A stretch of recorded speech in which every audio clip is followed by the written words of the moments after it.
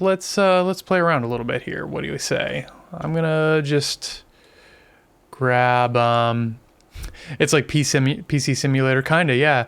You'll see once I get something going here, it'll be a bit more interesting.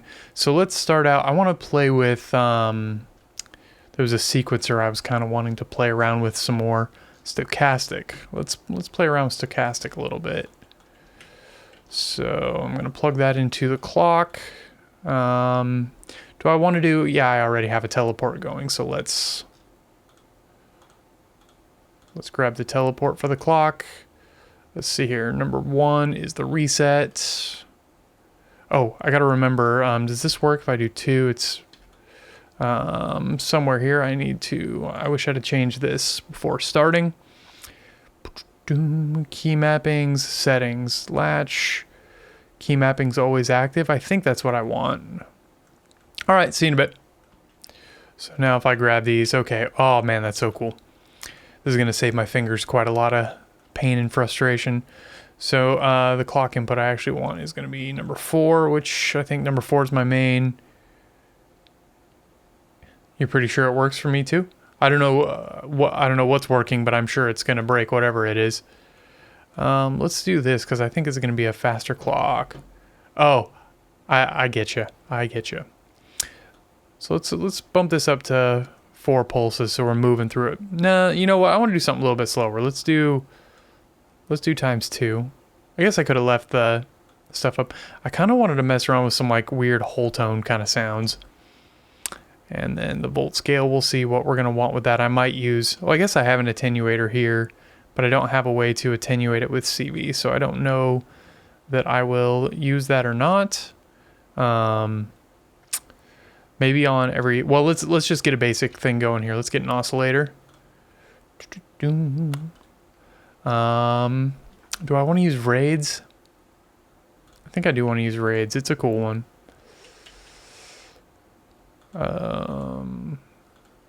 So let's see here. So we're in settings. So let's do some separate stuff there. That's kind of cool.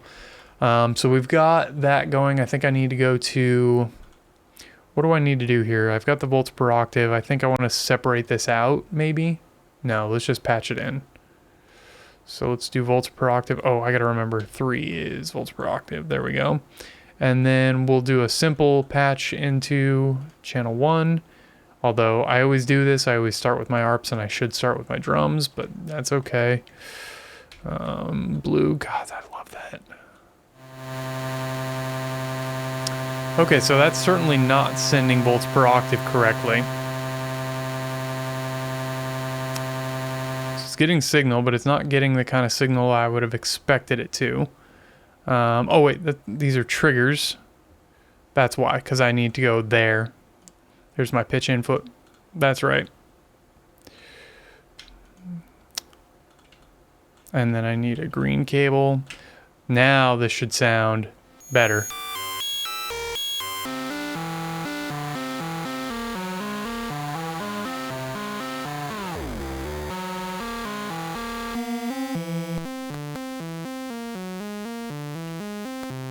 Just gotta find the sound that I want.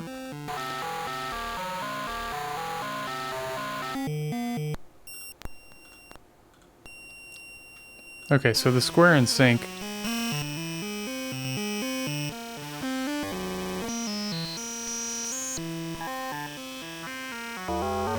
Oh, the FM stuff is weird. Oh, this has got like everything in it. Okay. I think I just want to do a saw wave. That's kind of cool.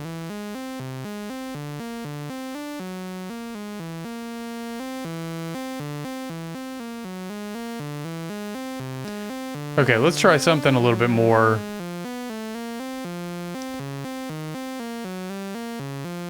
I always have fun with Lydian, so let's do Lydian.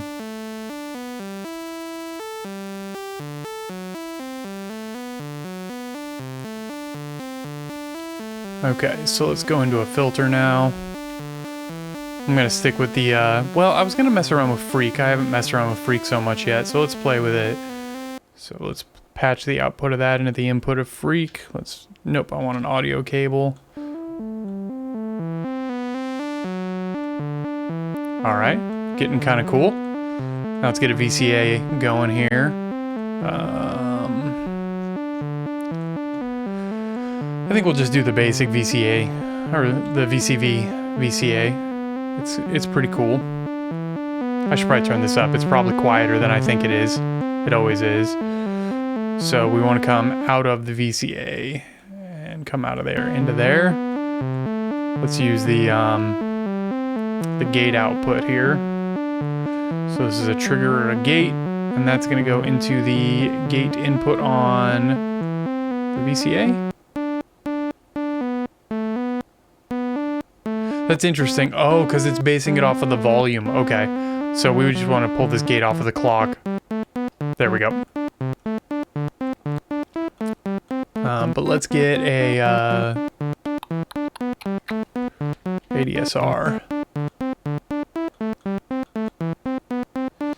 And let's plug this into the ADSR, and this should sound a little bit more interesting.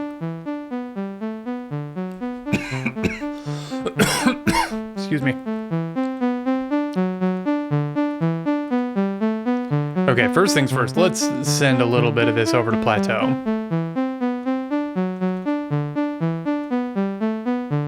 That's interesting. It looks like it is sending to plateau, but it's plateau, it's in aux A. So what's up with plateau? Why aren't you working?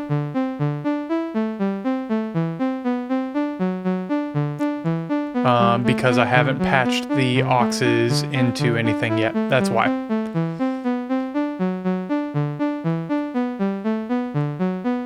So let's patch those into 15 and 16. Which apparently I did wrong. The auxes are over on this side. There we go.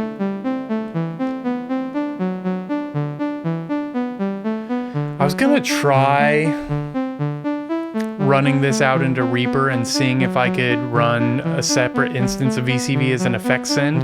I haven't messed around with that yet. But I'm kind of tempted to do that. Although I'm not sure how I would bring back...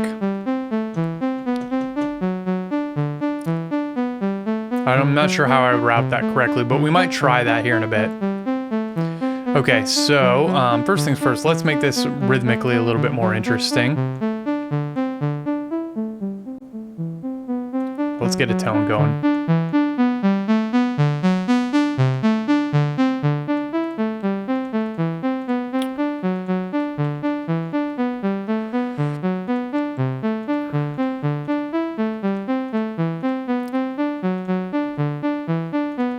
Let's change the output range to 30%. That way I can crank the drive a bit without changing the level too terribly much. Okay,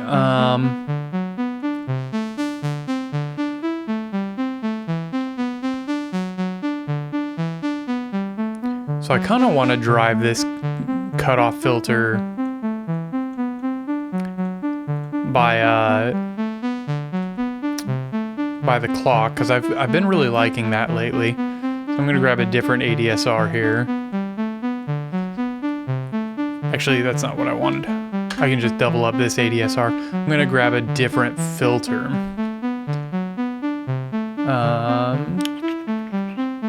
What do I want? Let's try Vorg. I haven't messed with Vorg too much yet. And Vorg will be my filter for the VCA. Or not for the VCA, it'll be the filter for the cutoff. There we go. So if I do this, then I can throw this gate. Let's just take another cable here and grab it into the input of Vorg for the gate. We'll take the output of that.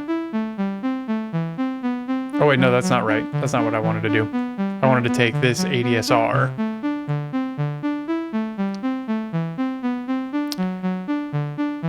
And this is going to be for... Wait, I gotta think through this now.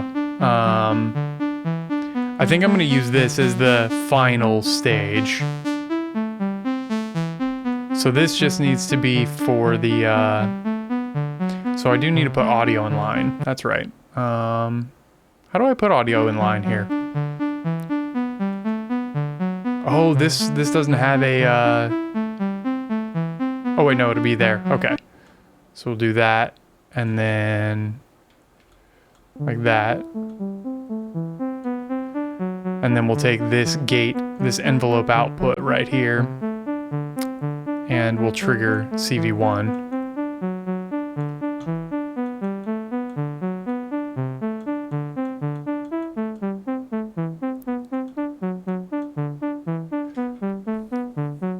I kind of want to use a separate ADSR for this, but I think that's okay for now.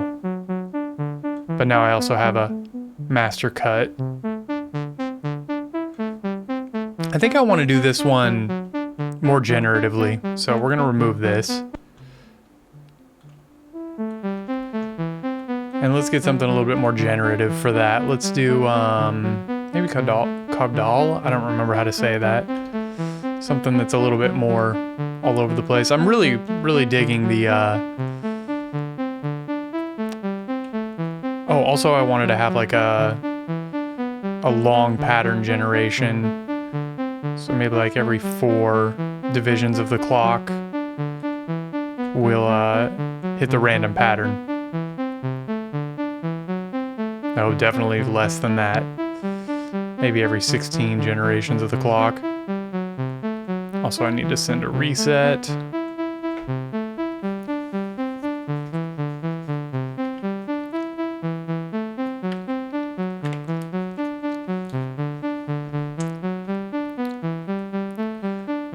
Okay.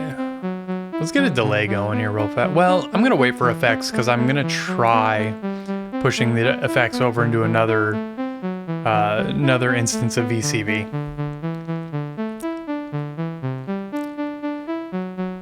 Also, let's get out of the key of C. Let's go to like E Lydian. Let's do something I don't do a lot. Let's do, I do A flat often. Let's do the key of A.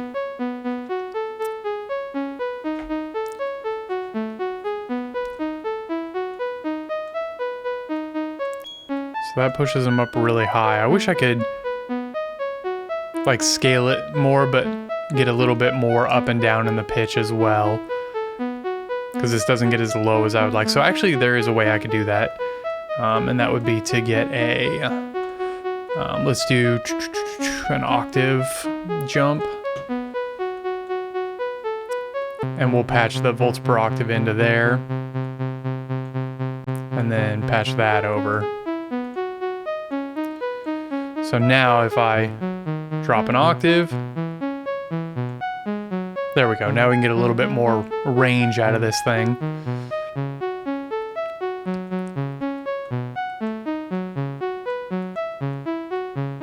It's starting to get somewhere interesting. Turn off all the processing. So we're in A Lydian. I need to remember that.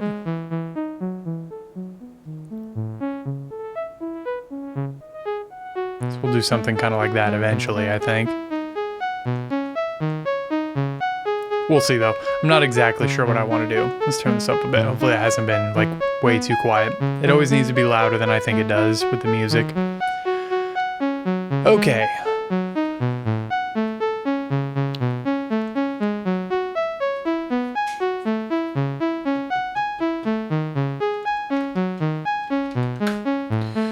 So where was I at? I was gonna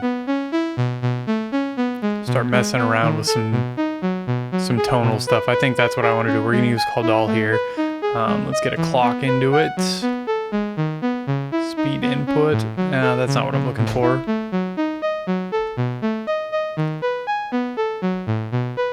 Hit input.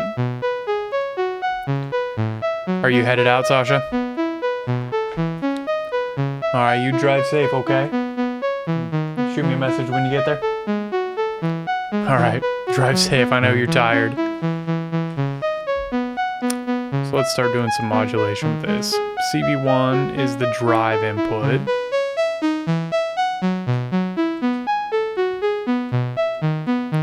let's give it a good bit of energy. I want to see what Kavdal is doing. Let me get a oscilloscope here.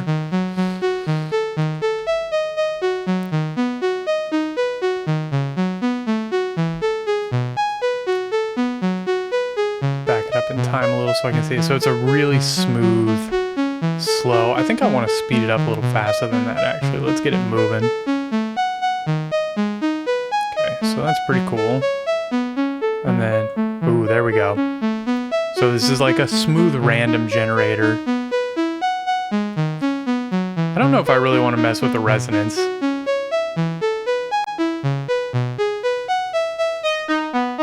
Yeah, I don't really feel like messing with the resonance. But we'll play around with Freak a little bit, I think. Let's move the scope down here. Also, I think I want to... I never messed with the timbre of this thing. Well, these are just modulations.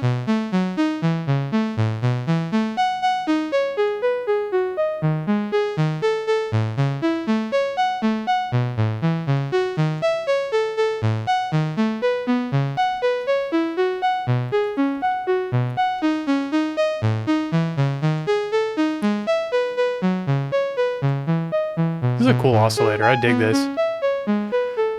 So let's see here. What else do I want to modulate? I really want to get a little bit of interest going on with the filter there. So let's... What do you look like? Okay, so this is all just random smooth variation. Okay. So let's do attack.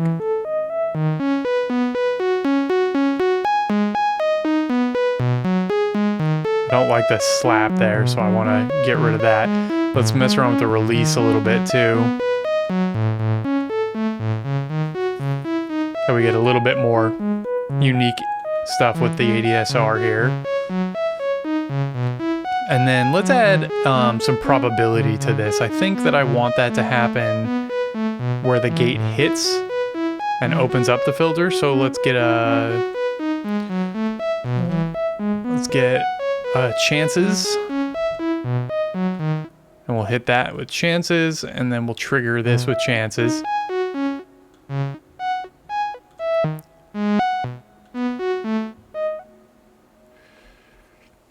It's holding on a little bit longer than I would like for it to.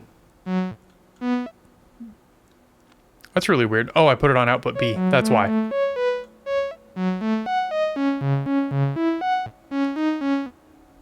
Oh, I understand why it's doing that. There was something else I wanted to do. I wanted to change, like, have it potentially change the timing, which I think would be really cool. So we'll put in another chances, and we'll mess with the clock input here.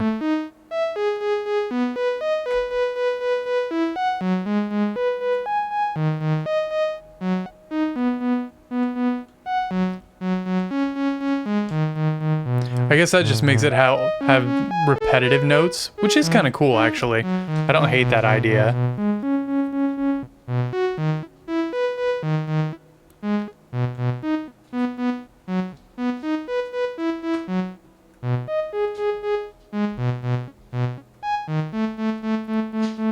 I guess with this having a trigger right here, maybe this can do exactly what the VCA is doing here without having the VCA,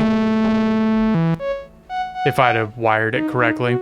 I'm actually kind of curious about that. Nope, certainly not. What's up, Darth? How you doing?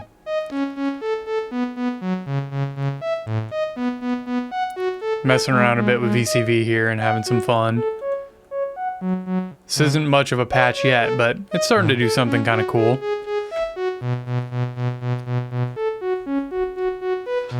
I don't know how I feel about it sitting on a single note like that. It's kind of cool, but I might take the chances out of there. I don't really care for that as much as I thought I was going to. So I'm just gonna pull that input and put that back into the... There, we'll get rid of this chance. Messing around with some Elden Ring rando. Nice. That sounds like it's probably very hard.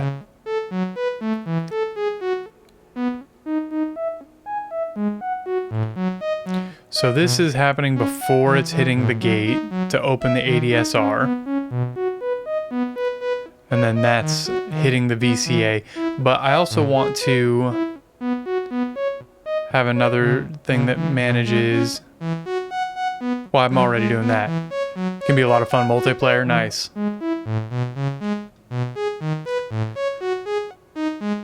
Let's get like just a pad that's holding underneath of this. We're doing A Lydian, so I'm gonna get like an A Lydian chord going. I'm just gonna do a real simple deal for now. We'll just push into it. So I want to get a quantizer. Actually, you know what? Let's do it this way. Let's use a scale generator. So I want to get the air and static stuff. We'll do a scale CV, and we'll do chord CV. So the root note's going to be A. Oh man, I remember how to do it. So the quantizers is how we can change this stuff without having to have a bunch of other crap, and that's cool. So let's get it into A Lydian. And this should be volts. Well, it's not really volts per octave, I guess. It's more a trigger or a gate. So then let's go into a poly splitter. Actually, do I even need to do that? I don't know that I do. I think I just need to plug into a poly oscillator. I'm still really working hard on learning all of this. It's been a lot of information. Trying to get the hang of all of this crap. I'm kind of trying to stick with modules that I've used before and know. This one's kind of a cool module. So this should be... Actually, both of these should be volts per octave. It's a lot of things. It is certainly a lot of things. So now I want some kind of clock to change the... Actually, I don't even want to change the chord. I just want to sit on a major 7/9 chord, I think. And we're just going to kind of hold on this for the moment. So right now we're pushing all of them into all of the oscillators. I might... Actually, I'm going to go ahead and change that. I think. So let's do a poly splitter. Let's go to the VCA stuff. Or the VCV stuff, I'm sorry. So I want to get a split. If I plug this in here, it should give me all of my different polyphonic channels. And then we're going to get a couple merges. We'll do 3 different merges. So on the first one, we're going to do... Oh, that's not what I meant to do. I want to get another poly... Oh, wait, no. This is right. This is right. So I want to go to there. So we'll get the first... I don't know what notes are what, but I'm guessing it's just straight up. So this is like 1st, 3rd, 5th, 7th, 9th. So let's do the 1st and the 5th there. Or no, let's do... Yeah, 1st and the 5th. And then we'll do 7th, or 3rd and the 7th, and then the 9th up here. And I might do a repeat. I might do like a repeat of 1 with an octaver. So we'll punch that up an octave, and we'll do a repeat of 1 into there. So we get that up on top. So now if we poly those out into the different oscillators,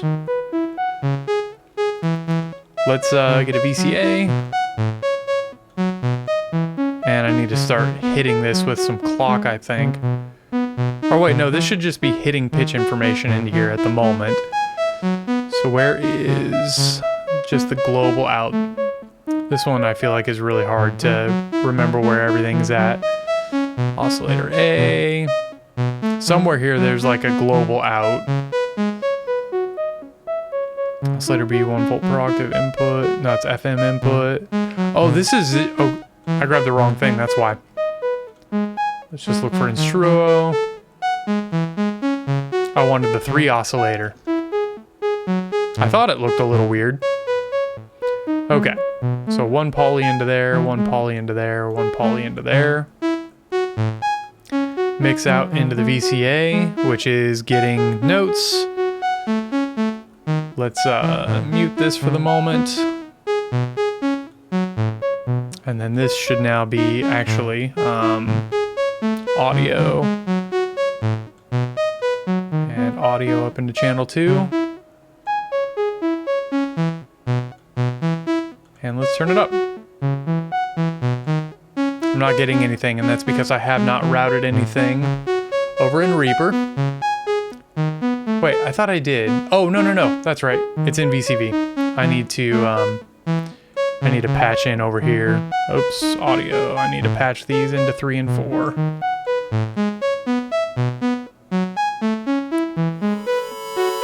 There we go.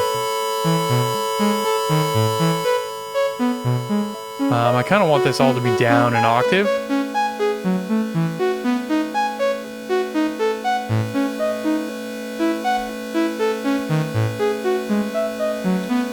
And then let's also do this. Let's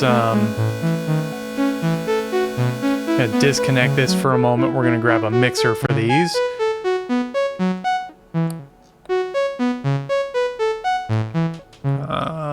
I don't want brands. I just want a mixer.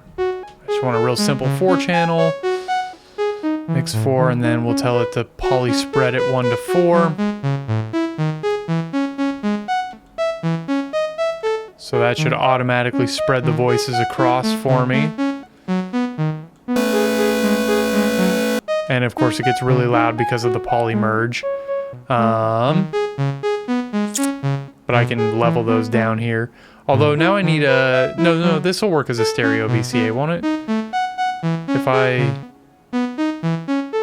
Oh, I would need to sum it. That's right. So let's do that. Let's do a sum.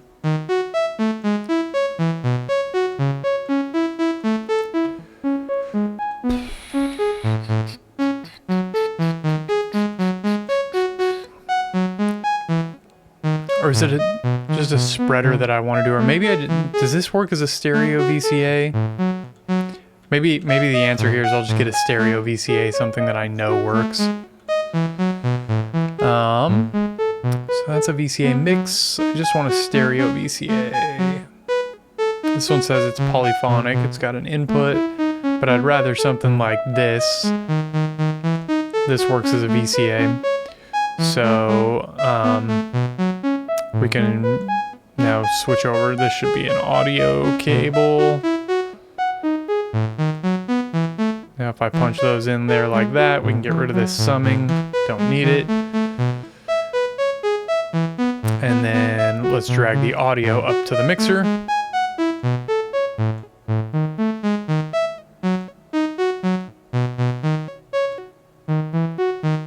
Apparently I'm missing something because I still need something to trigger it now. So let's grab the normal clock output.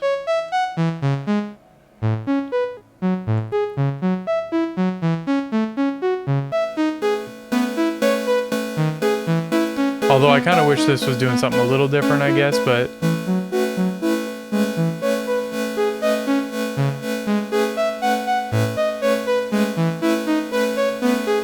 And then I think what we'll do with this is we'll turn the ratio of this clock down a bit.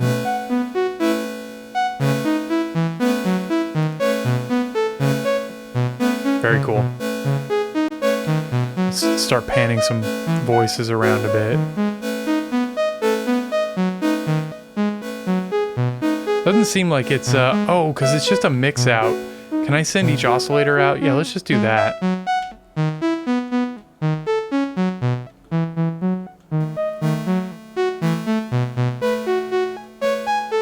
So now I want no poly spread. So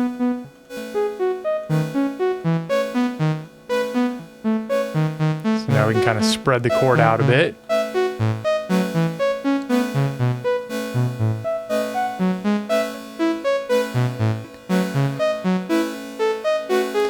Let's use Cobdal again to start modulating some of this stuff.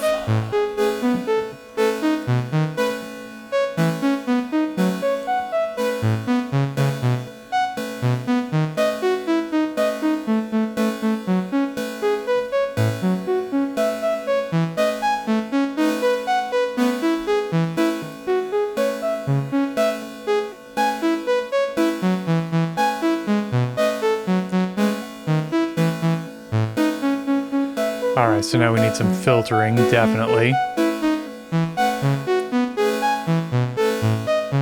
Ooh, very cool. So let's see here. I want to filter... This is envelope output. So that would go... I don't know. I think we could use this essentially to modulate other things, is what this is saying. Like, you could use it to modulate the panning of the mixer a bit. That's kind of cool. If you wanted to do that, you could also modulate something else with the envelope. Maybe, yeah,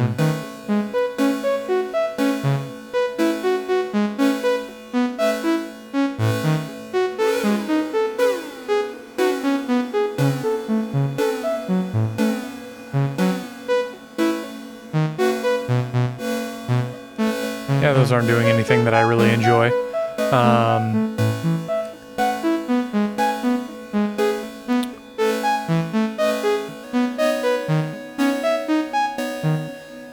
So let's start randomly generating some chord progression here. Let's see here. So let's get a sequencer. So how am I doing for Molfar is cool. So here's where we're gonna get real interesting. I want this to be like super generative. So we're gonna do how do I want to do this? I want to do like I need a clock divider. Get a clock divider. And we'll get a clock in from our teleport. We'll just do the divided by 2 clock. And then I'll take a divide by 8 clock and we'll start stepping through. Randomize all of this. And then we'll take, let's see here, I need to think through how I want to do this. There's so many ways to do this.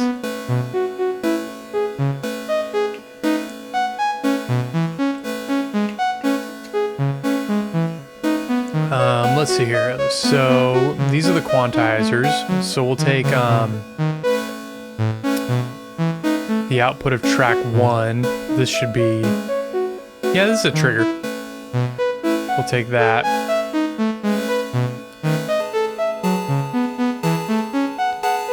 We'll take the output of track 2 and we'll use that to modulate the chord type.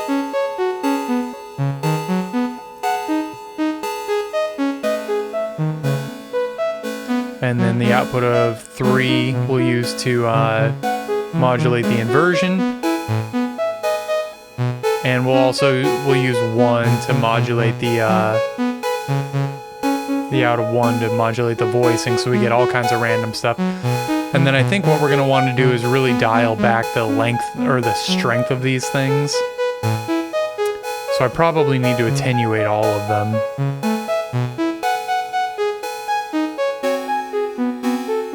Oh boy. That's a stanky chord right there. G sharp minor 7 over F sharp. Yeah, that's an interesting voicing.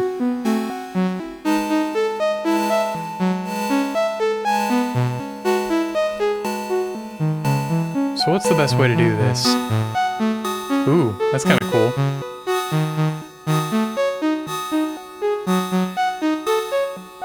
Also, we need to connect this to the... Actually, I'm just going to get another teleport.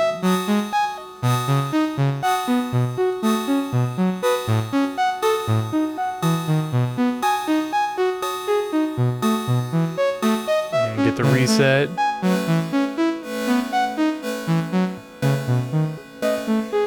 Okay, so I think everything is 0 to 4, so I need to get everything to range 0 to 4 with this thing, and that's tough to do. I mean, I guess I could manually move all of these between 0 and 4. That's not a bad idea. I wish I could change the range of this module.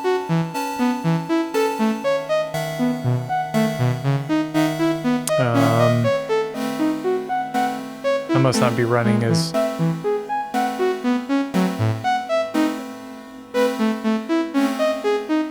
boy, that gets messy.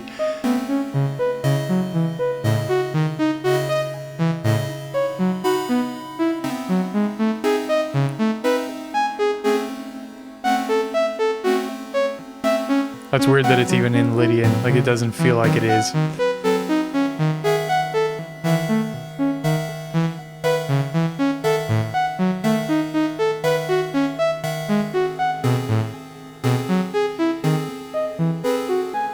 Maybe for the voicing, I should be a little bit more careful about what it can do.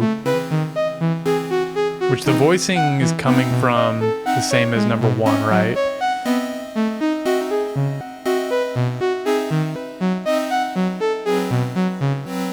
Boy, it's really picking some harsh chords.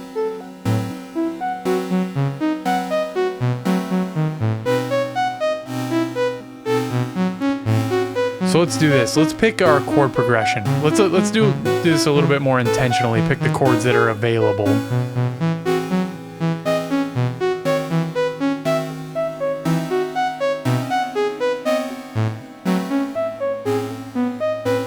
Why does it feel like they're just not?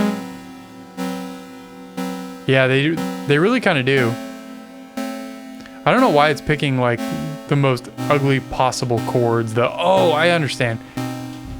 Because I have the chord type all the way up, so it's only choosing 7th chords. Boy, that just sounds really, like everything sounds really dissonant.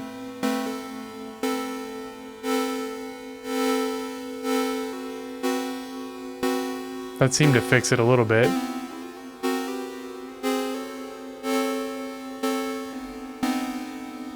Would Alien have a B7 chord?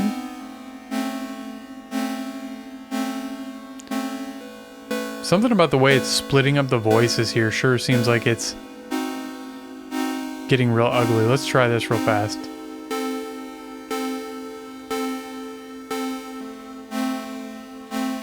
Okay. I don't know about some of the chords it's choosing. I might need to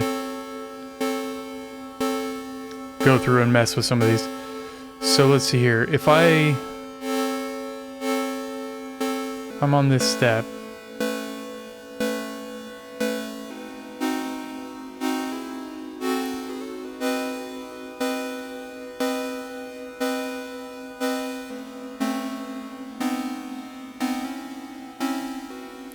Sure feels like they're just like not hitting correctly to me. None of these sound in tune.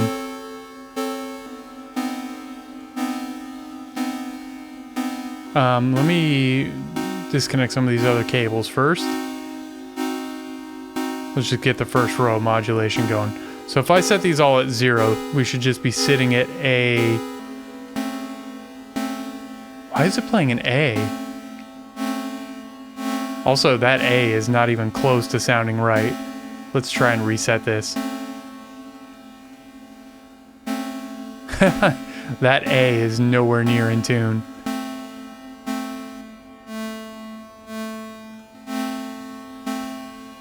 Would it be because I have 5 voices here? So maybe... Okay. That explains it. If I'm running 5 poly voices, it only works if I'm running all 5 voices. So I need to stick with this chord type and not modulate that chord type. Okay. That's good to know.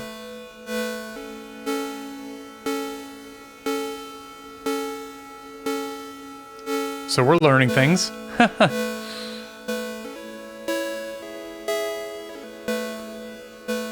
Okay, and then the voicing. Let's mess with that too. Okay, so now if we randomize this again.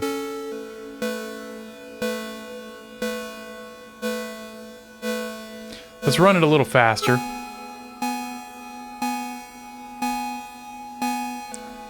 I feel like it's going to pick only A chords because everything's out of range, which I could use some VCAs actually to do this. I forgot about this. Let's So we're just going to grab a couple VCAs here. I learned this cool trick. So we'll take all 3 of these outputs and we're going to run them into these VCAs.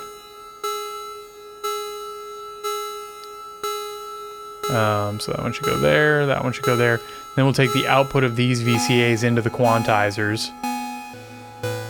And now I can bring the range down of how far it's, like how much CV it's kicking out. I do wish that this was a 0 to 10 rather than a -10 to... So I'm gonna try a different step sequencer here. We'll keep the VCAs.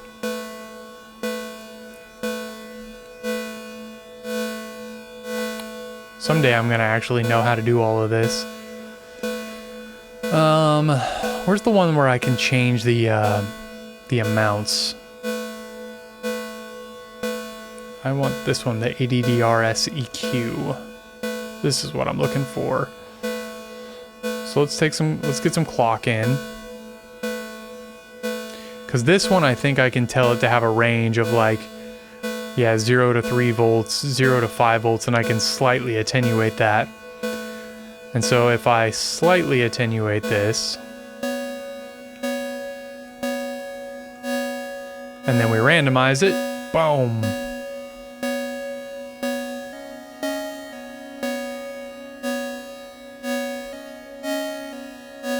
It's still not quite right. There we go. Which one is this doing? Is this choosing chords? It's choosing chords.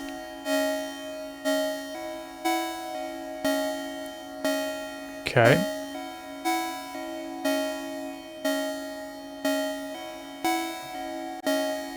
I still feel like it's not... It's just kind of bouncing back and forth between 2 chords here. Oh, more steps.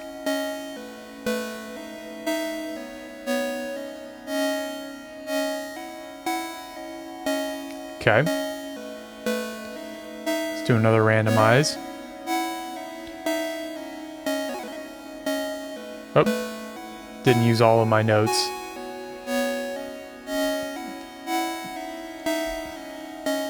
So let's do the same thing. We'll do another ADDRSR.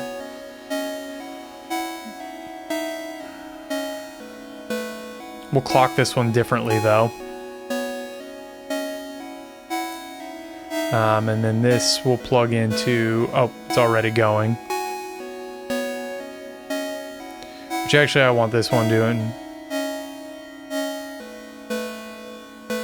half as often. Let's get another ADDR. Oh, we need to randomize this. And we need to tell it to have a range of 0 to 5 volts.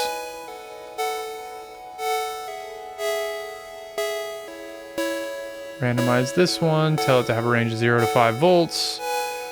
We'll pull clock even slower on this one.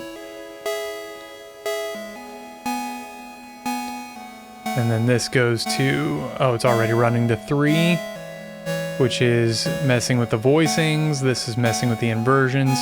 I'm not gonna mess with the type, because we already learned that messing with the types gets really, really weird with the poly voices.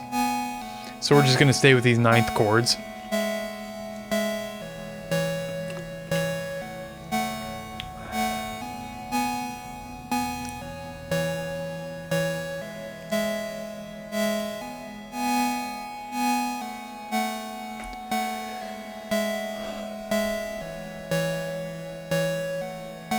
And then I would like to randomize all of this a little bit, like as to which chord goes with which thing. And I think the best way to do that... What is the best way to do that?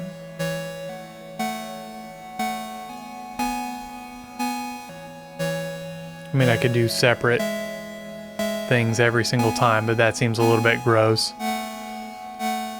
Let's get our melody going again.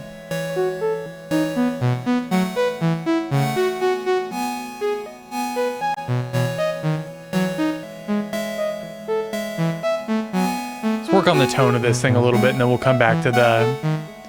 Actually, I want the chords to change quite a bit less, so let's put this into a much longer burn. And I definitely don't want them hitting every single time like this. I want to kind of modulate how often that happens.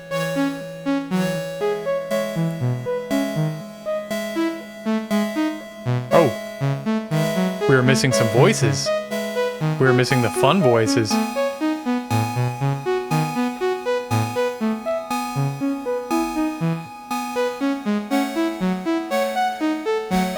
Do I want to mess with the octave that things are in? Ooh, that's way better.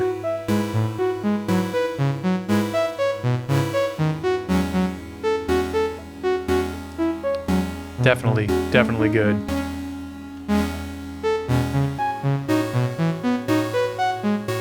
We should save this at this point. I haven't saved it all yet. So, let's call this, Alidian Dreamy.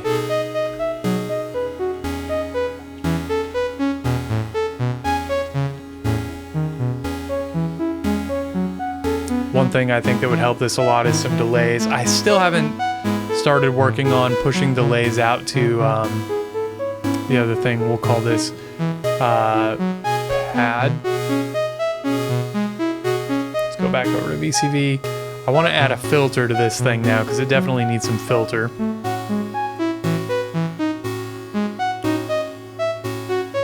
I also, let's see here, what filter do I want to use? I use the VCV stuff or the volt stuff too much. Let's do something else. Let's try the Bog Audio filter. Although, is it polyphonic? Let's find out. Polyphonic. So we just need to sum. No, I don't want to sum, do I? How do I want to do this so I can keep my left and right panning on this stuff? This is a tricky part that I haven't quite figured out yet. I think...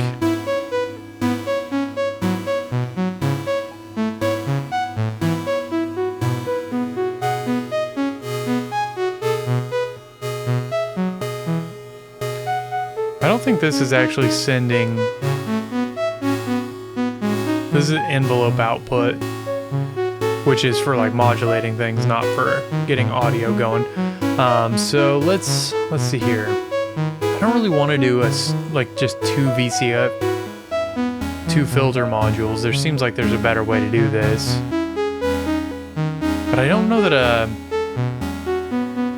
like a 2-to-1 sum. I don't know if that's the right move or not. Let's grab a utility thing here and see what we have. Because I definitely want to keep the panning, and I want to start moving the panning around a bit.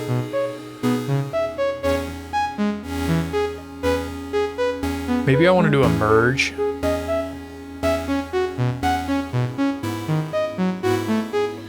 So if that's the case, then... Well, no, because I'm still gonna... No, there's no way around having two filters, so I need to find a filter that has stereo in out. So we're gonna use manifold, maybe. Let's just look at volt. Volt's the way to go. Actually, let's go back and look at all the filters. Ooh, that's a nice chord. So diode is not stereo in out. I do really love diode though. It would be kind of cool to do them separately. Liquid filter is not stereo. I think they'll do stereo, but maybe not. Let's go and do tangents. I really like tangents.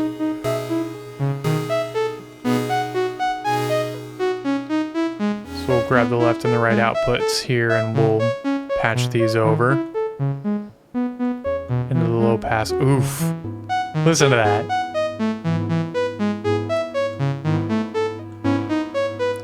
It's like the immediate magic button. We're gonna push this melody way into the back.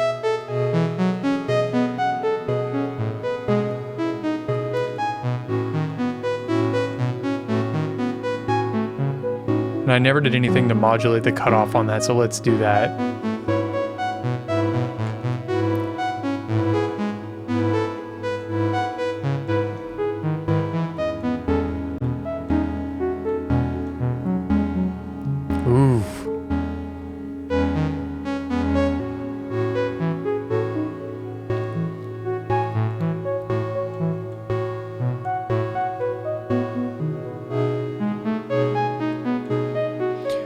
And I think I want to make it so that this doesn't happen every single time. Let's give some chance to whether or not the chords are going to hit. Let's get a Bernoulli gate. Let's do some chances.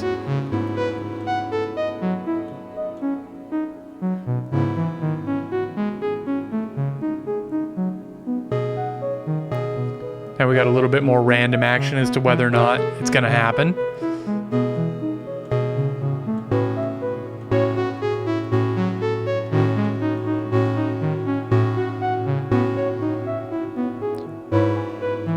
Oof, yeah. Okay, where is Condal? Let's start modulating these cutoffs, and let's do it with different.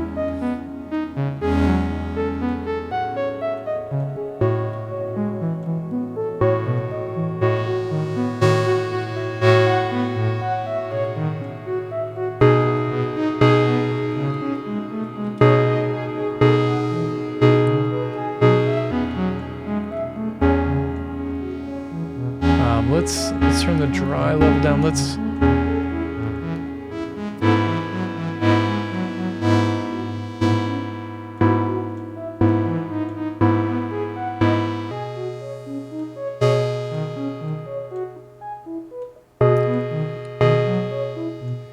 stabs her.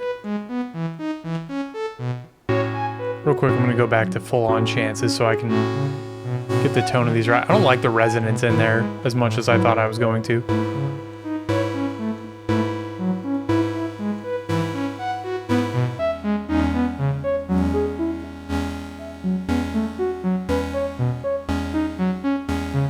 And then let's modulate these pans a little bit, actually.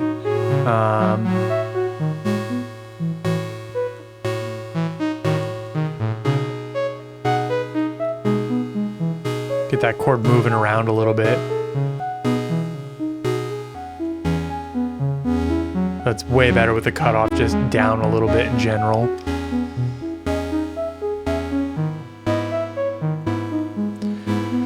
Okay, I want to get a bass line going, and I have an idea for a bass line. So these are my VCAs for modulating the chord changes. I'm going to move these up here to go along with the chord changes. Also, I want to modulate the movement of the VCAs a little bit, I think. So let's get some smooth movement on that. Let's do a sequencer. I don't think I want to do a stochastic. I just want to do one of these bad boys. We'll just do a nice smooth curve.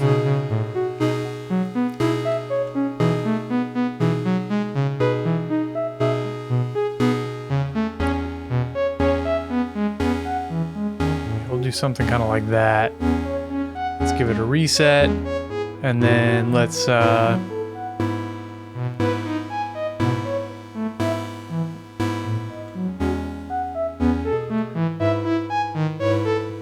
is that modulating that? Is that opening that up now?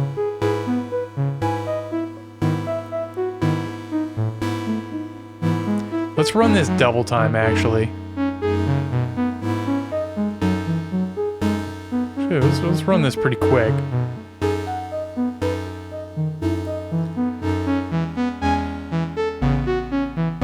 Ooh. That's not what I want, obviously, but we want sequence 2. We're going to give sequence 2 a slightly different curve with some jumps in it. We'll do that with sequence 2. Okay, we definitely want to run that slower.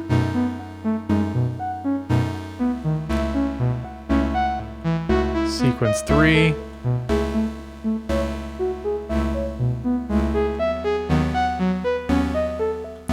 This is just modulating the way the chord changes, like how much range they have, essentially. Sequence 2 needs to not have this huge valley in it. I think we actually want to go higher with it than lower.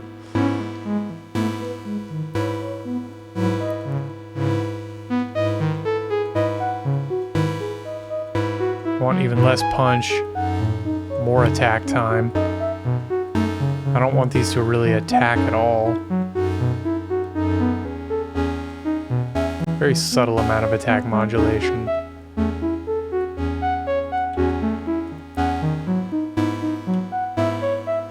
So let's move the scope down. This is taking up quite a lot of space here now.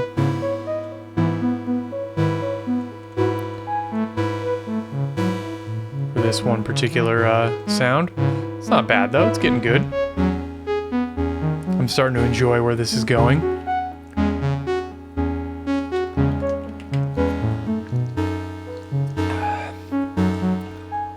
We need some running bass though. Let's get some bass running through here. So we're gonna go for an old favorite. I say old like I haven't been doing this for more than a couple days, but let's go get Volt. And I want, where you at? Ooh, I forgot about the Wave Shaper. We might play with that. Actually, you know what? Let's get a groove going. Let's get a simple groove going. I've been playing with Trummer a little bit, and this thing is fucking cool.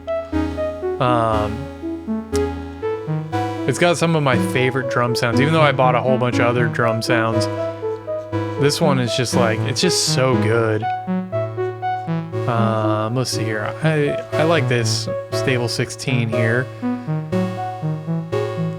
Let's get a clock going for it. So this is reset. And then this should be just clock run, which I think we want to go pretty quick here. Am I using clock 1, port 4? Clock 1? No, I don't think I'm using clock 1. I am using it for the clock divider. Okay, so we're just gonna do a expander module. So I want clock. We'll get a second instance of clocked, and also, real quick, we made a huge mistake. Okay, that one's dark. So we'll get the BPM coming in. That's not right. There's a way here. Oh, there it is. Port 4 should master. What is this? Master clock output. BPM input. Does this automatically? Oh, right. I need to run it to the sync input of this. Which, where is that at? The BPM input is number 3. I remember now. Which also, let's change that. Actually, let's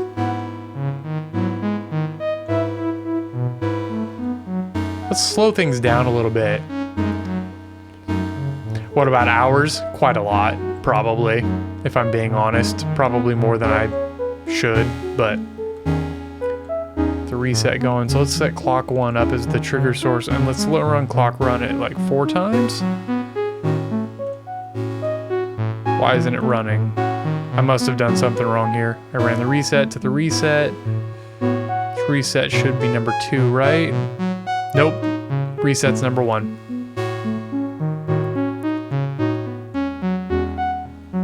Wait, yeah, reset's number 1, right? Reset's 1, run is 2. I just have to run the clock.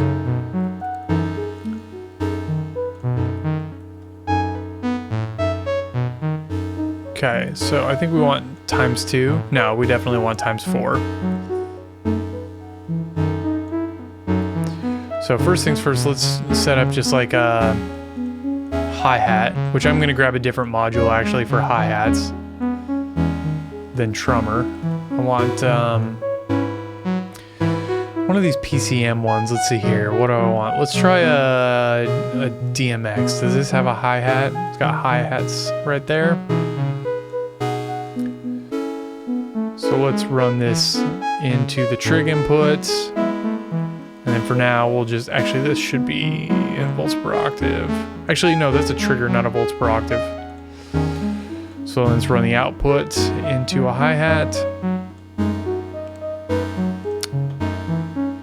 So we've got hi-hats, now we just need to patch it into a channel. Which this is one of those things that I really dislike about this. Let's name some of this. Call this ARPs. We'll We'll call it ARP 1 because there very well may be another ARP. This is cord. We'll do hats. So this is where patching gets a little bit tricky because we're going to be patching channel 5 to 5. But I need to go to Reaper and turn 5 into a mono 5 source.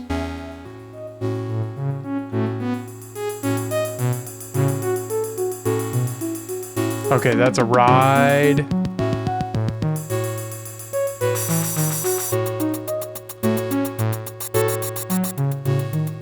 There we go.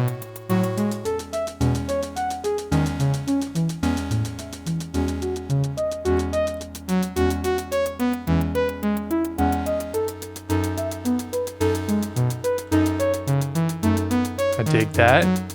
It needs some filter for sure, but let's get some reverb running on that bad boy. And more importantly, let's get some variance going in it. Let's get a Bernoulli gate going. The Bernoulli gates are quickly becoming very, very important to my workflow here. Take that trigger in. Give it some random cool rhythm. Okay, so I want to patch in channel 7 and then channel 9 to 6 and 7 respectively. Oh, I'm sorry, I haven't been showing you fucking VCV, I'm dumb. And now I need to go back to Reaper. I gotta remember to deal with that. That's really bad of me. Sorry about that. So this should be mono 6 now. Because this was 5, right? So this should be 6, and then I want to create another one that's going to be 7. And this is going to be, so this is hats, and then I'll do kick and snare.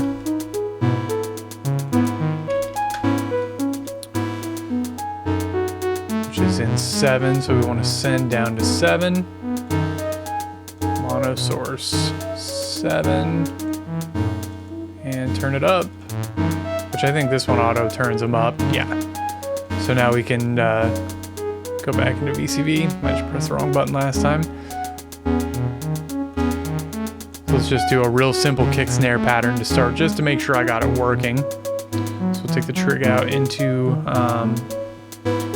Oh, right. I've got to do.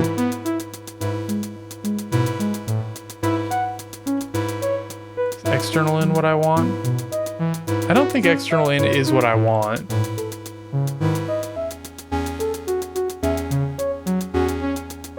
No, it's an external oscillator, so I need the gate input. So that means I'm going to need 2 versions of Trummer.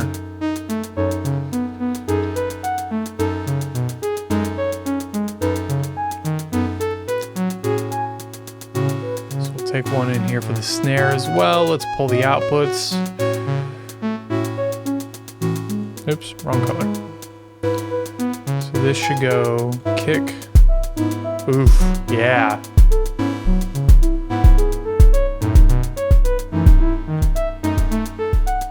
So once we get some tone going on these, this is going to be cool. So let's work on the snare drum first. So we want.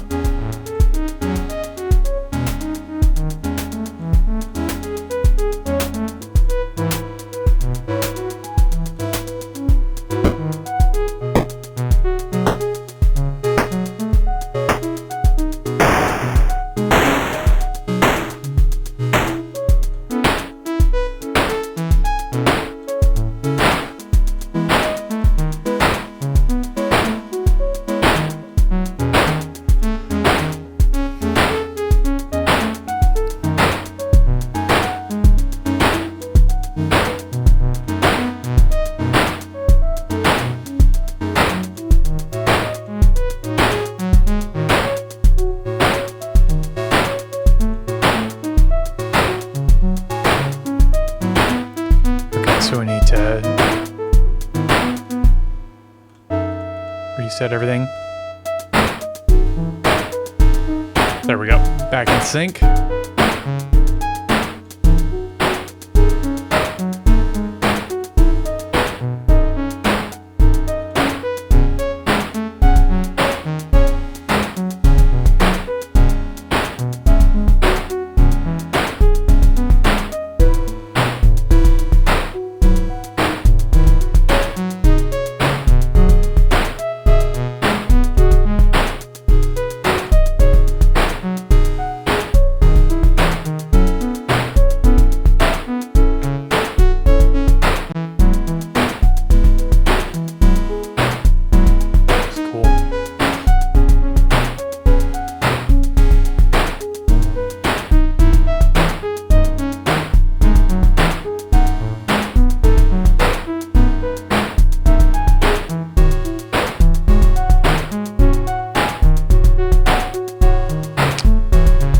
to have some life to it.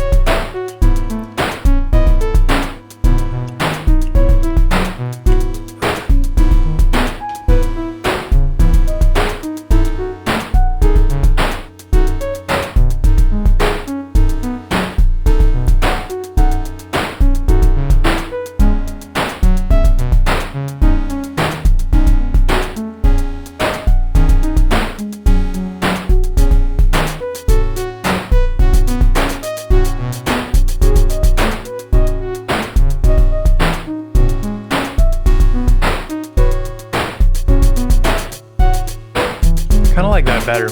I might try a different hi-hat sound though. Let's try, I gotta learn what these things are. I haven't used them much, so I don't know them. Let's try a 907. What do we got here? Doesn't look like it even has. Okay, we got a closed hat here. Let's see what this is. These PCM drums. I'm still pretty new to them.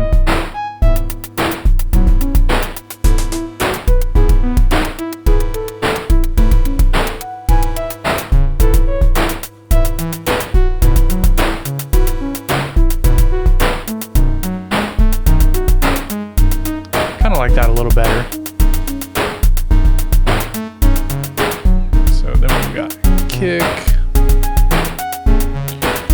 and snare. Let's get some reverb on this snare. That's just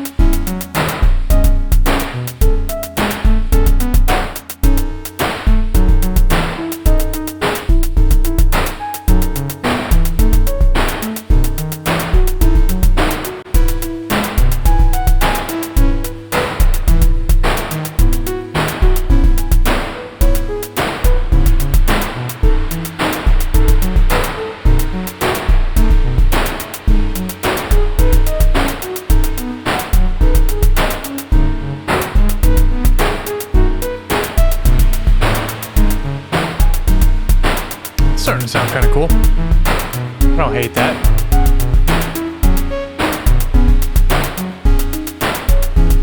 Let's get some delays going though here. I'm gonna get Chrono Blob going.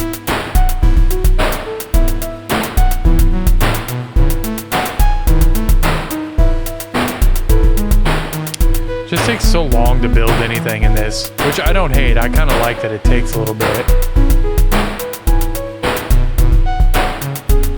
Fast delay time.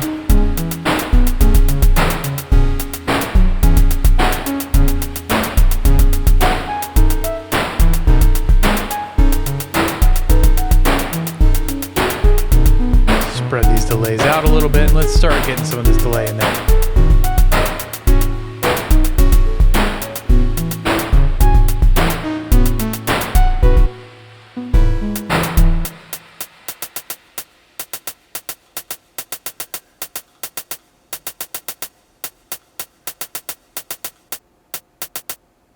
That's interesting.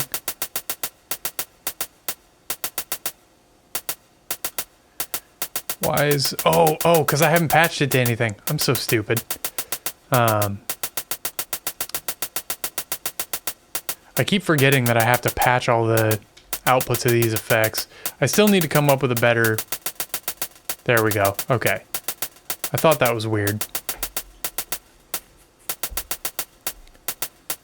So we get a little delay going on these. I also want to do some shaping to these because I don't love the sound of them at the moment. I want to filter them a bit. Let's try a filter that I haven't messed around with. This is just a simple thing. So let's grab a filter. Let's use the low pass from Instruo. That seems cool. So where's the out? There's the out. We'll send volts per octave. Actually, this is audio in, not... Does that change anything? I feel like it's obviously changing something. I want channel A input. There we go.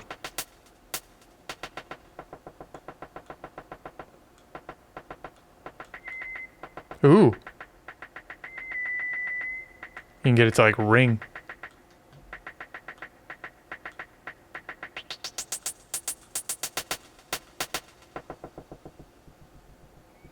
This doesn't look like it's modulatable. I'm gonna try a different filter. I'm not loving the way this thing sounds right off the bat. Let's try the liquid filter. I haven't used that in a bit. Throw that in. We'll throw the output over to the low pass 4.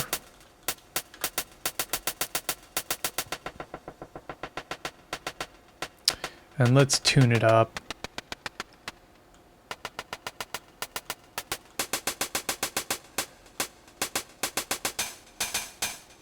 Yeah, that's better.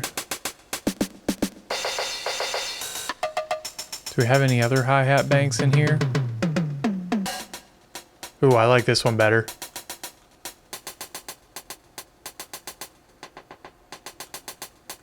So let's pull some...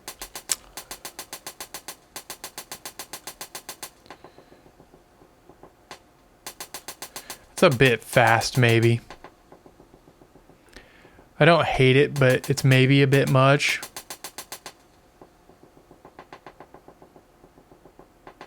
No, I kind of like that it like dips away kind of thing. That's kind of cool.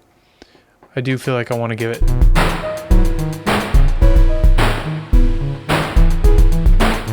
a little bit more.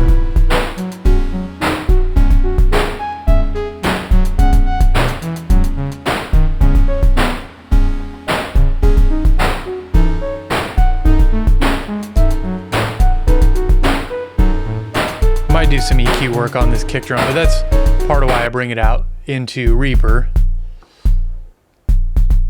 because I can do things like hit it with a Moog filter. I don't really have any drum. Ooh, that hits hard.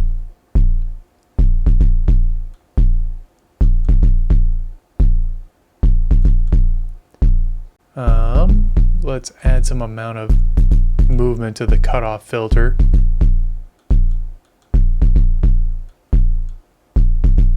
And then let's also do some Pro Q. Just give it a simple roll off. Maybe a little mud cut.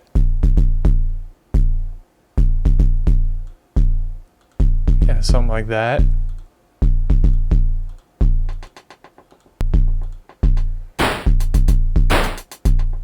Snares maybe a little bit on the hot side. Also, let me verb. This is delay. Let's go mess around with this snare drum sound. I'm not perfectly happy with it yet.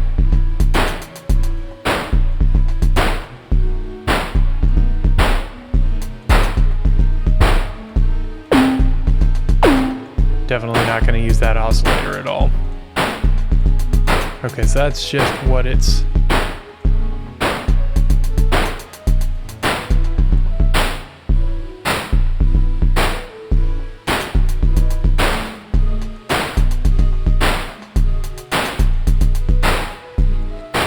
Oops, do I want more decimate?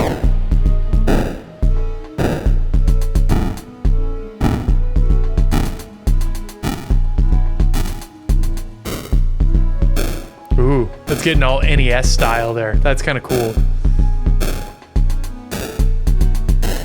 Ooh, and we're gonna mess with that decimate. Just gonna get a simple LFO.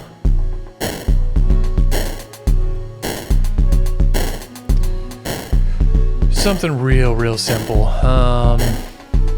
Perfect.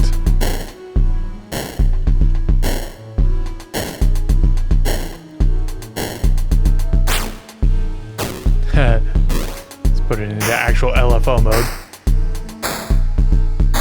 Ooh, nice little bit of rise and fall to that. Oh yeah, definitely NES. Like, I'm digging that NES vibes on that. I don't know if I want to modulate the kick, like how often the snares and kick happen. I do want to maybe throw in some claps. I'm kind of feeling some claps. So let's do a drum. Actually, let's just do... Does this have claps in it? Claps. Perfect. So I'm thinking what we do is something like that. Actually, the only problem I have here is I don't really know how I'm going to throw this in and not have to do like a secondary thing. Oops, I just wanted that to be a red cable. Like, I guess I could put it into the snare channel, but I don't know that that's going to work properly. I would have to like submix the snare and the clap before doing that, which this is the snare, so we'll put the claps over here. We'll submix the snare and the claps with a mixer. Mixer, I just want a simple, actually I don't even need that, like a little 2-channel mixer would do just fine. CV mix, quad mix, I don't need a quad VCA mix, I just need like a 2-channel mix.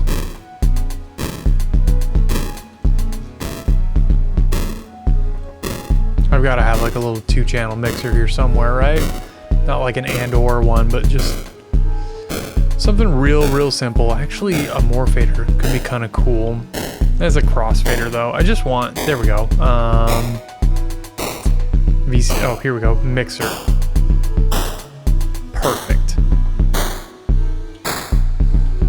So we'll take the output from here.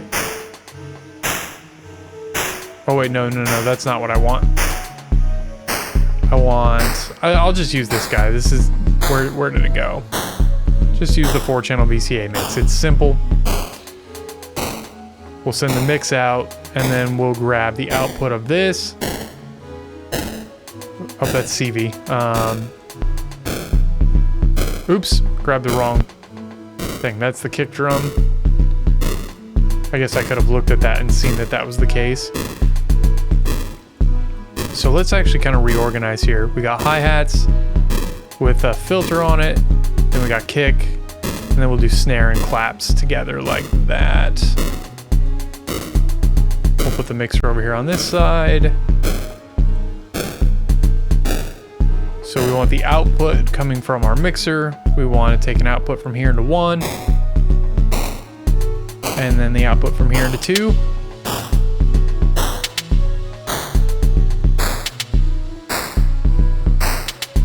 Perfect. Let's get our whole mix back.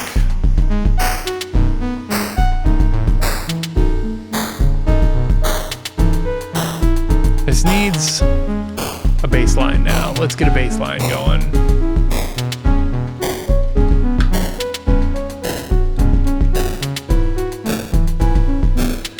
So I think what I'm going to do here is we're going to take this chord output here, because we got our poly split. We're going to do another poly split.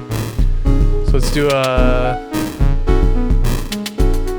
poly split. So let's just go to the VCV stuff. That'll be the quickest way to get there. VCV. We'll do a poly split. No, I want to... Do I want to split or do I want to merge?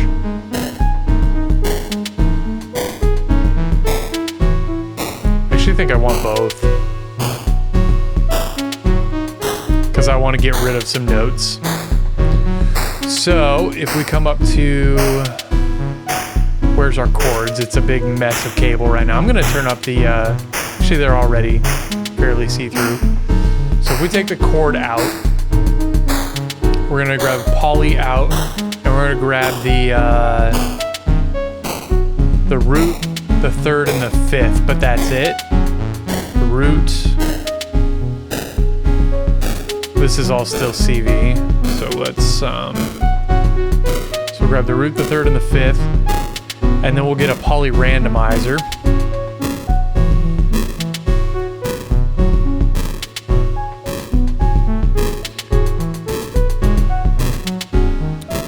Poly randomizer, we'll take the polyphonic output of that into the poly in, and then we'll just like kind of make like a, just click around and make things happen there. Sure.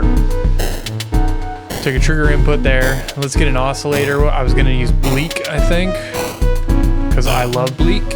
It's so good. And we'll take the volts per octave out of that. And let's just take an audio over to our mixer and just see what this bass is doing before anything else.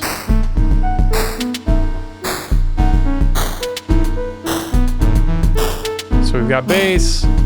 Now let's patch it over into Reaper. So bass is channel 6, which should be 12. I actually think it's 11. We'll patch that over to 8. Go up to Reaper. This is 910, so we want to get 8.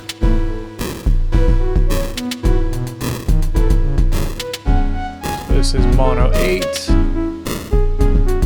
Turn it up. We'll call that bass. Oops. Back to VCV. We should be able to.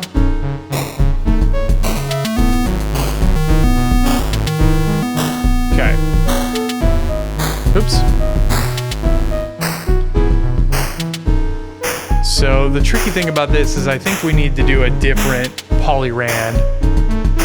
We need to do a new sequencer that's running a little bit slower because that's a little too fast. So we're just going to do an ADDSR. Or an ADDR. Perfect.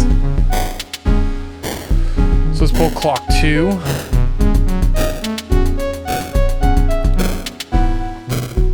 And then I think we also want to do a Bernoulli gate here.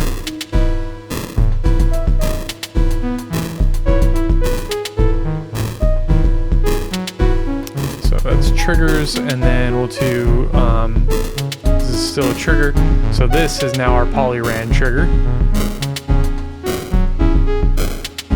And we need to randomize that. And turn up the bass so we can hear it.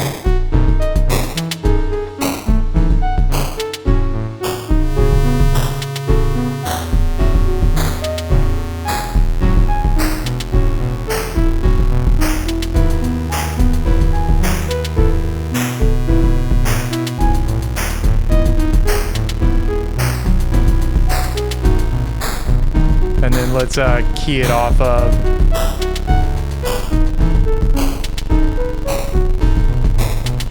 that's maybe too low on the octaver. That's kind of nice.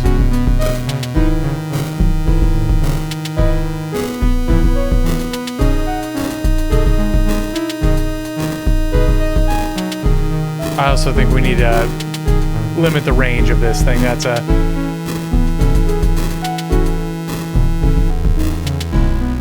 there we go.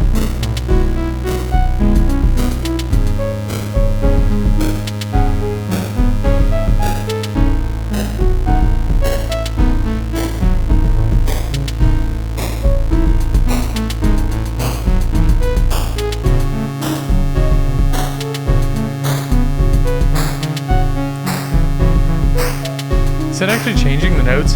Doesn't seem to be hitting the trigger. Yeah, it goes to the trigger. Why is that not passing through? It's because the range isn't high enough. Killing the range needs to go up to 10.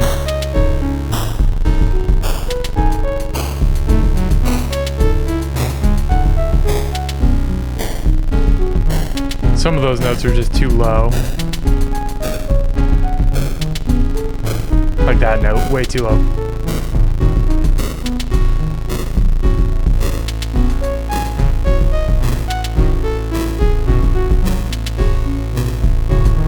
Okay, so now we need to get a ADDS or a ADSR.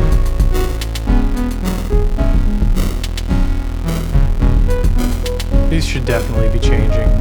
They need to be a full 10 volts. There we go.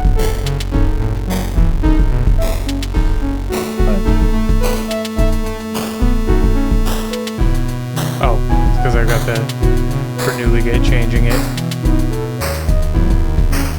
needs more steps.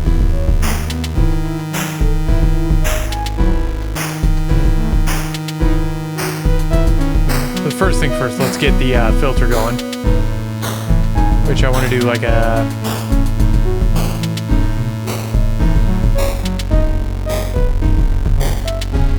I need to limit the range of this somehow, because it's way too high.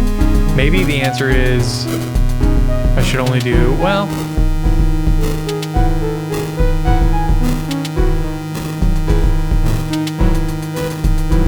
Well, let's get it going off of the kick drum and the snare. First things first. Envelope generator.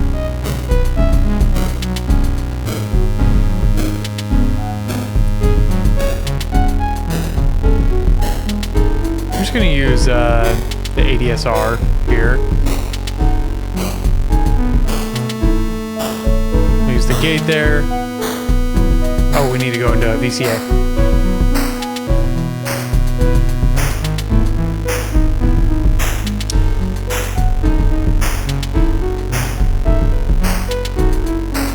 We'll hit that. So now the difference will be we're going to go into this VCA.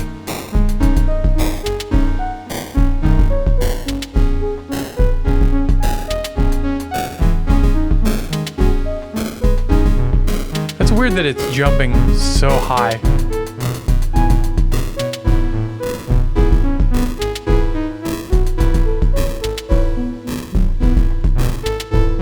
Am I modulating the octave of the sequence thing at all? I don't think I am from the A-Lady. Actually, you know what? I'm pulling from the chord out, and I don't think I want to. I think I want to pull just straight from the scale.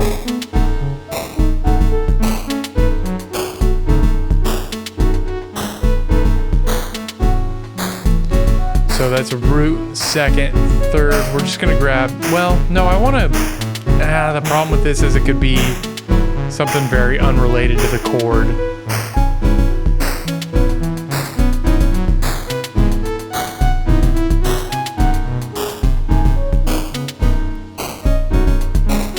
We'll give it the full scale.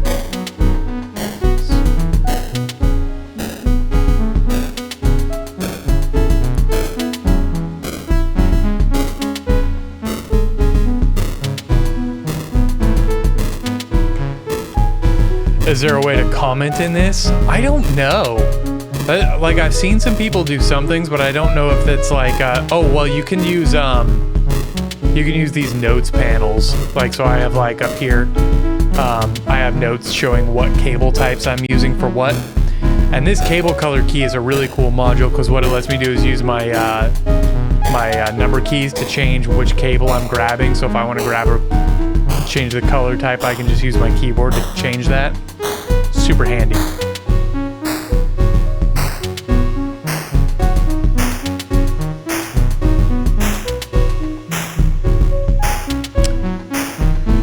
Yeah, it's really hard to like to comment really well what's going on. You can use those notes things, and you can use like blank panels. So you can use they have blank panels that you can put to kind of separate chunks of things. And I try and build left to right. So like I try and build it that like this is the melody from left to right, and this is the pads from left to right, this is the drums, this is the bass.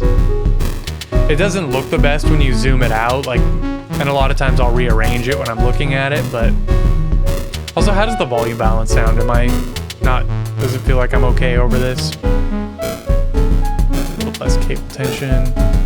Let's take a look at this. Ah, I love that. I love that look.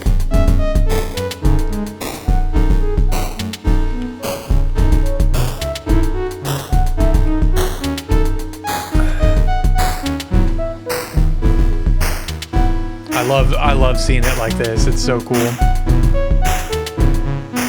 It's not great for patching, but it looks great. Okay, I'm gonna solo just the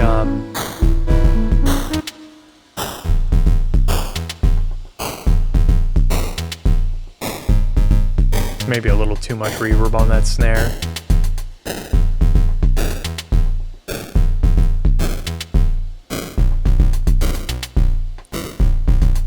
Okay, so this bass needs a filter badly. So that's its final output stage. Let's get it into a filter, and let's put an ADSR on the filter too. So let's do Freak, I think, and we're gonna come into the options here. Settings, oops, outrange, set it to 30%. And then, do I want to use tangents? I do really like tangents.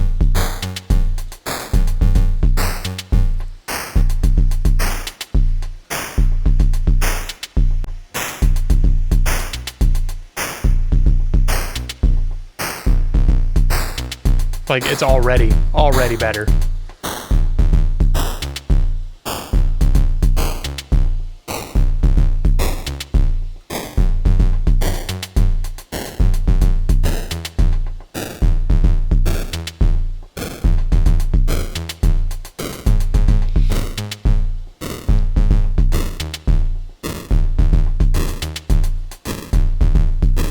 Okay, so there's a couple things I want to do here. I want to set this filter to key off of an ADSR so it opens as we hit it.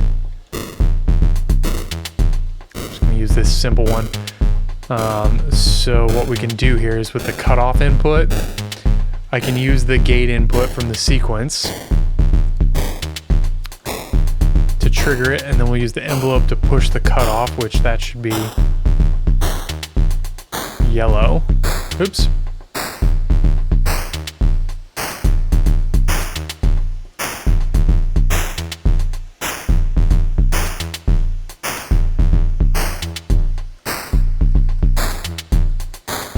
So essentially what this is doing is it's taking, you can't see it, but it's opening the cutoff knob whenever the hit happens.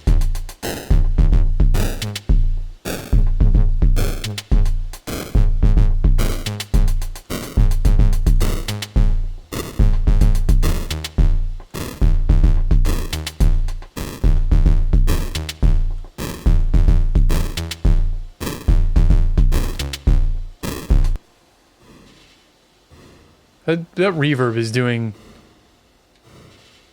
some weird sounding things.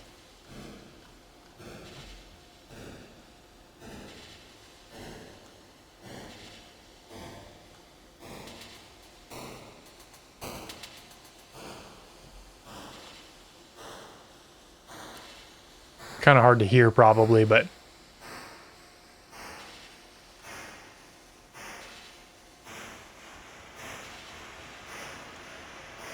kind of this kind of cool cascading.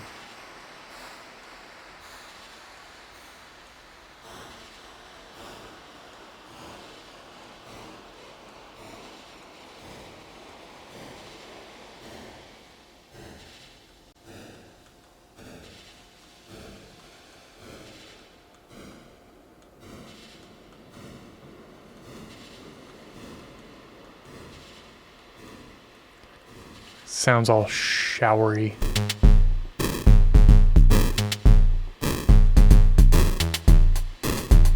It's kind of cool. Oh, weird. That's kind of a cool little animation. What am I doing for processing? I'm doing great. Okay, so we got some filtering going on the bass. Now the tricky part is I want to add like a master cut that can dig the whole thing back a bit too. So I'm going to add one more filter in line in the bass. It may be going a little overboard, but I do like having a moving filter the whole time. So let's do Vorg. So we'll take the input of that and the output of that. Oh wow, you really...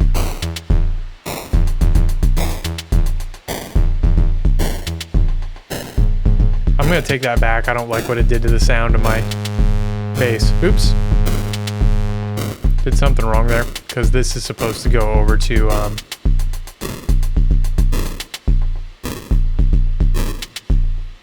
What am I doing wrong here? Oh, I killed the output somehow. There we go. Let's find a different filter.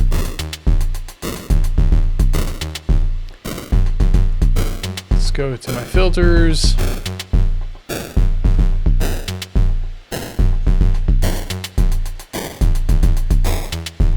The liquid filter is always a good choice. I didn't care for the instruo filter that much, actually. Manifold's really good. I mean, I'm trying to get away from using all volt stuff all the time because I know there's other good stuff. So let's...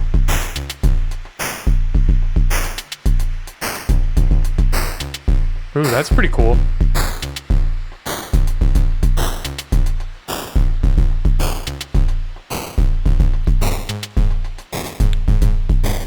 And then we just need something to modulate it with. So let's go back and find Caudal. Way the hell up here.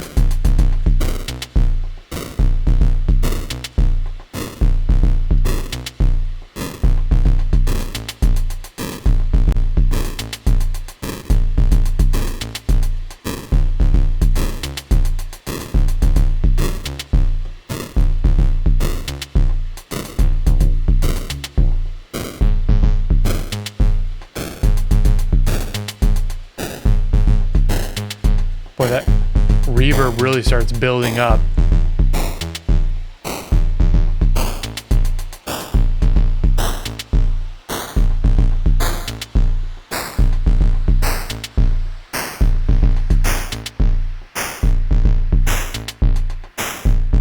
It must be because like the noise sound of the snare is just feeding it back. Kind of cool.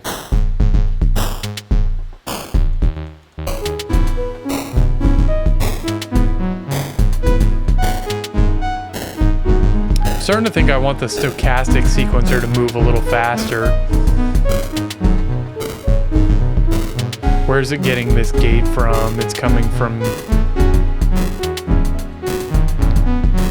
the ×2. Is anything else using that? Yeah.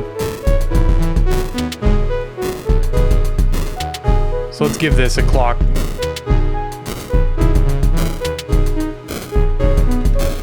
I'm starting to feel like I don't like this kind of slow.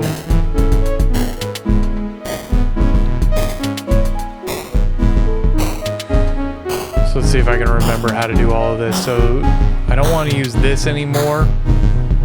Oh wait, no, that can still be the same. But we want to get the reset. Let's reset and then run, right? I'm going to remember this eventually. Reset, run, and then the external clock in. Should change it to 108. Perfect. And now I can get clock 1 to be like 4 times. And we'll trigger this chances off of clock 1.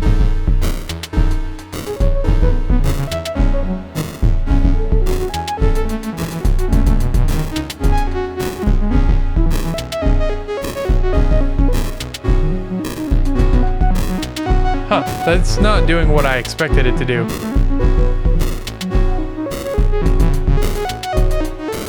It's kind of cool, but it's not what I expected. I don't like it.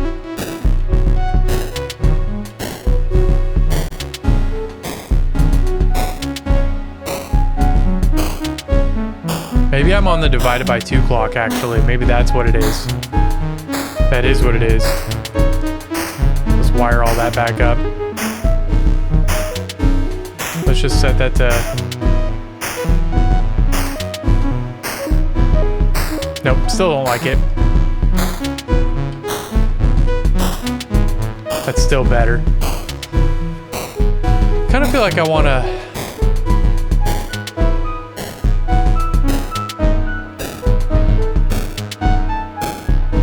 maybe randomize which octave this is hitting.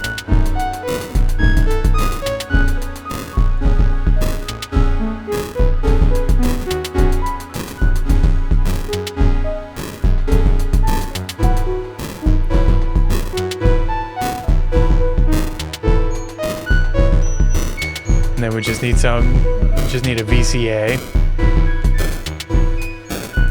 to tame the voltage down. So it's gonna be a trigger. Which I guess this one kind of is too, but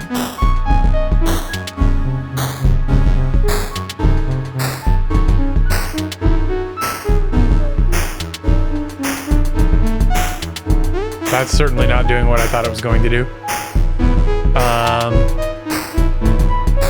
So I need something to chill out just before it hits this octave shift. But this is like actually affecting the pitch. Which makes sense, I guess. Because the answer is because I want this to actually come from here.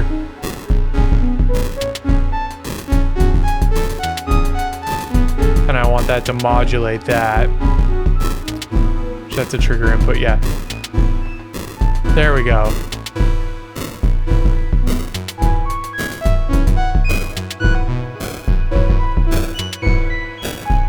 Now I can get it to jump around octaves.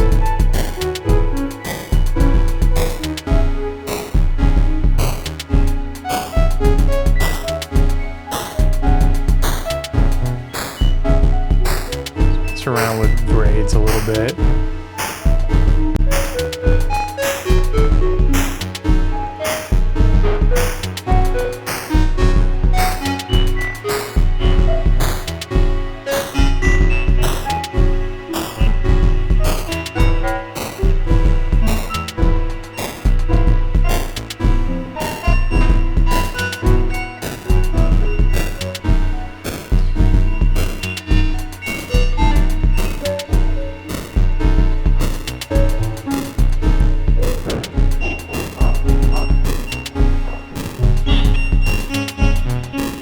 I actually just like the saw.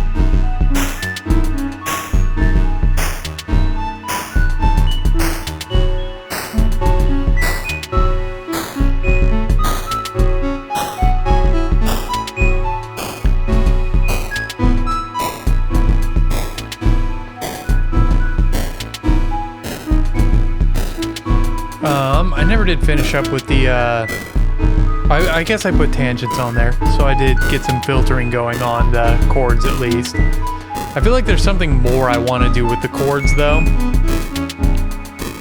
Be a little bit just generic of me to throw granular on it, but so I do that all the time. Let's sit with it for a minute.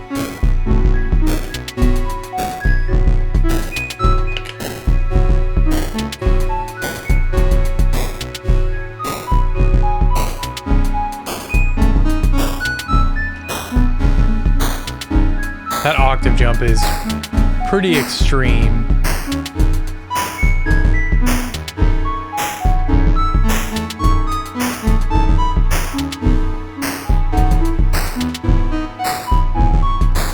This needs just...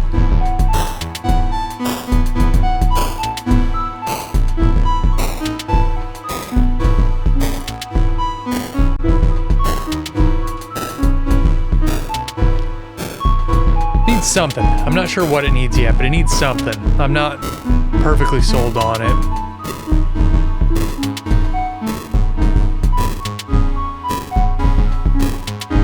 Maybe I'll use some... Never gonna give you up, that's funny.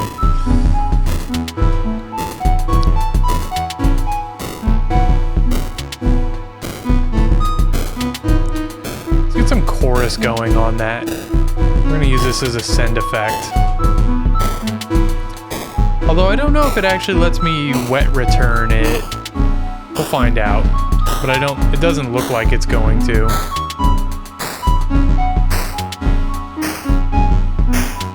But we'll get some chorus going. I'm just going to send the bass to it to thicken it up a bit.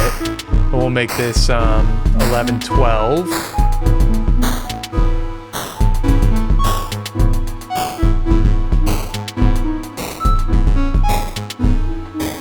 Oops, I didn't want the reverb, I want that.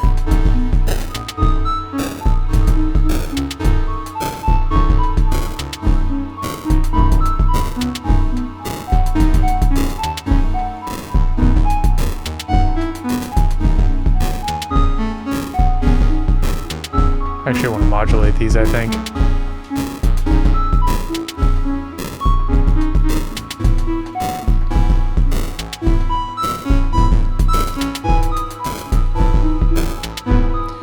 We're going to do a big bunch of modulation here, which we need some more modulation for the chords too, but we'll get to that. We'll get there. Let's deal with this first. So let me get some LFOs going. I want to use the Instruo. I really love this thing.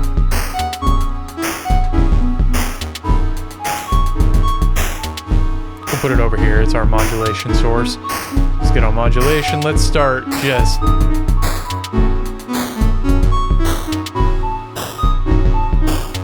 Let's just really start moving some stuff around for fun.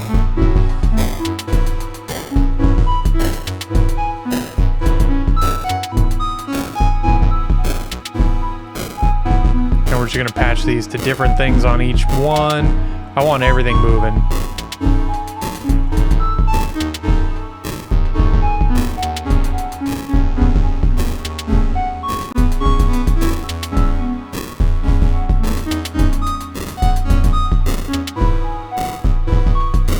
Okay, and then let's modulate the pulse width and the waveform. Let's listen to how that changes over time.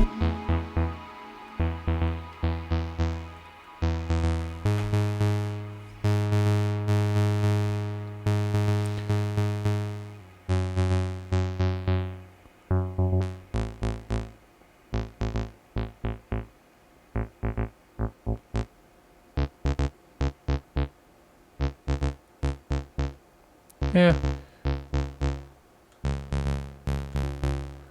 I don't love it messing with my waveform that much.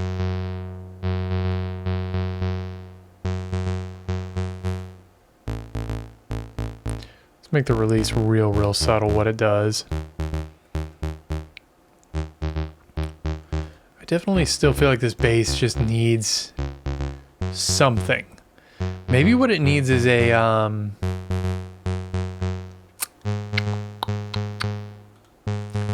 maybe what it needs is another oscillator duplicating it.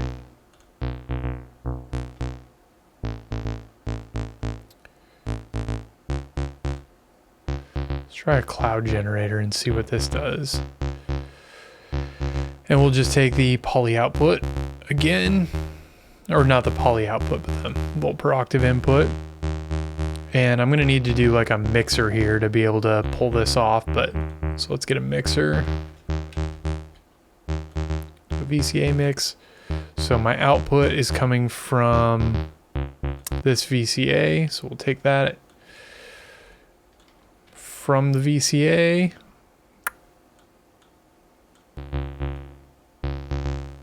And then let's also take the saw out.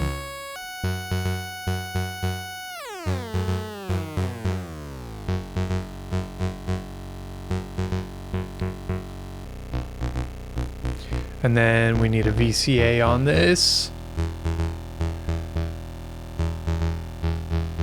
I really like where this is headed already. So we're gonna take the envelope out and we're going to double that.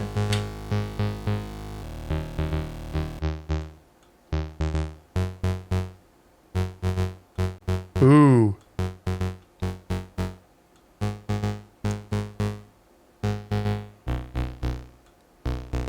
That got a lot meaner.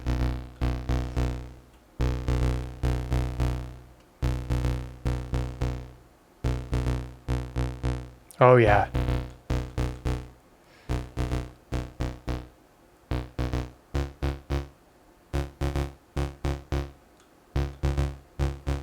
We're gonna push it a little out of tune. Ooh, there we go.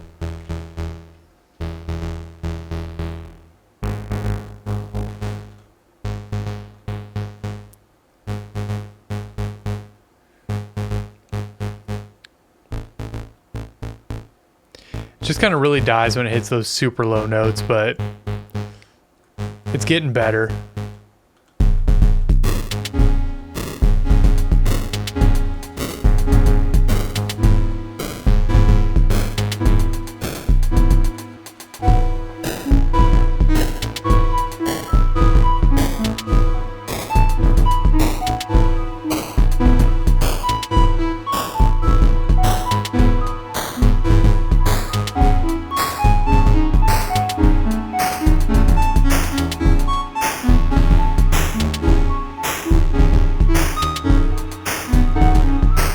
I want to modulate the chants here. Give that a little bit more randomness.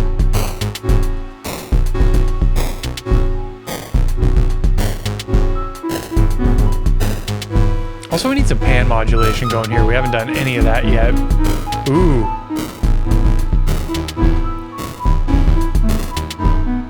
I don't know if you can modulate the sends. Track aux A sends input. It looks like I could do it here.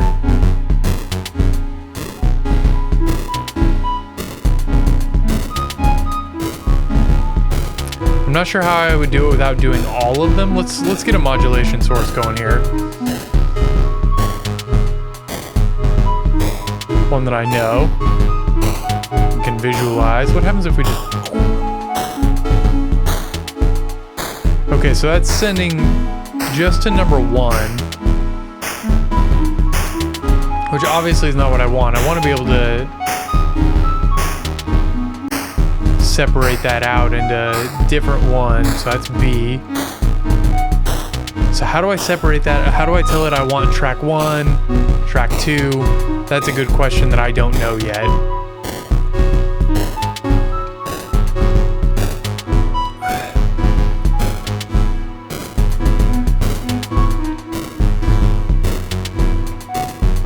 I could also use groupings. I see how that works now. So how does this work, this 1 through 16? There's got to be like, maybe there's like an expander. Because I don't have enough expanders already. How would I tell it which one to do?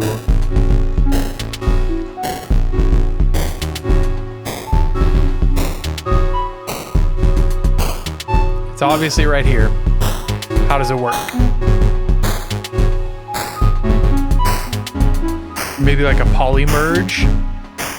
Maybe a poly merge is how you would do that. Let's find out. I have an idea.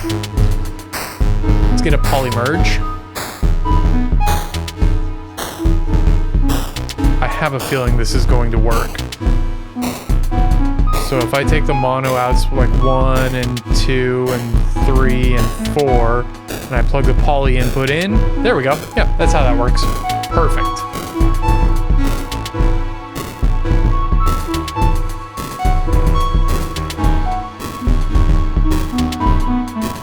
And then we want to attenuate that a little bit, so let's get an attenuverter.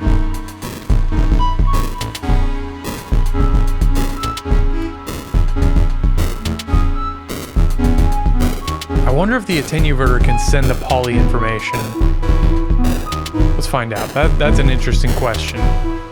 So if I put poly in, also these all need to be yellow.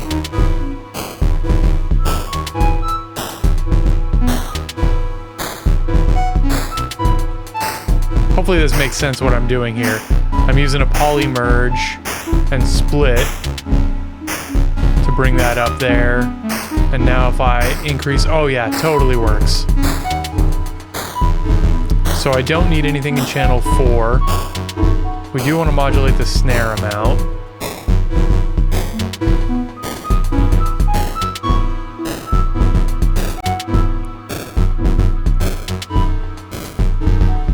Okay, cool. Now we're getting like reverb and delay kind of moving up and down a bit.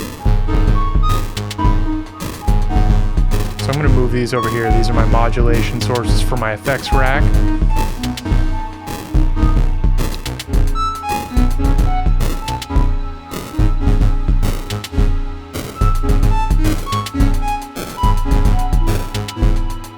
If we do that, I can get some cool throws.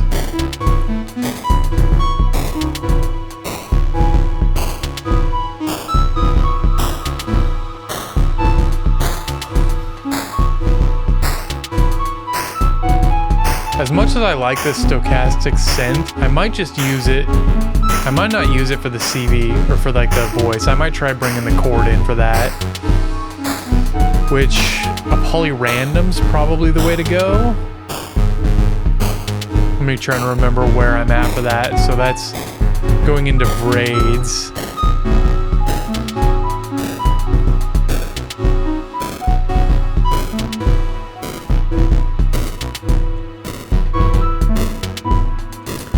So let's get a polyrandom. I'm gonna try just bringing chord tones in.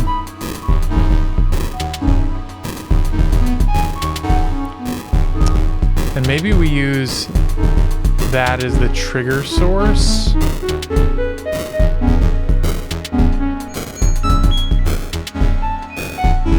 And then we're gonna take the volts per octave out of that.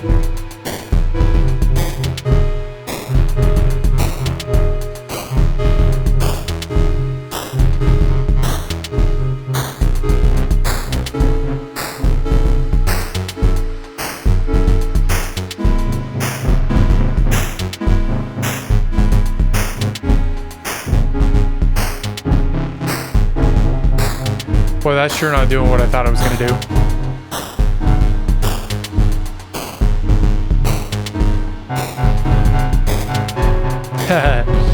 Not even close to what I thought I was going to do.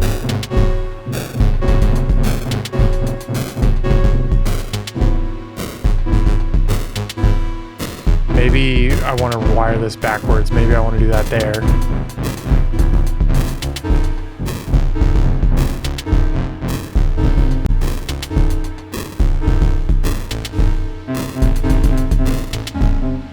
Doing this all wrong, apparently. Let's go back.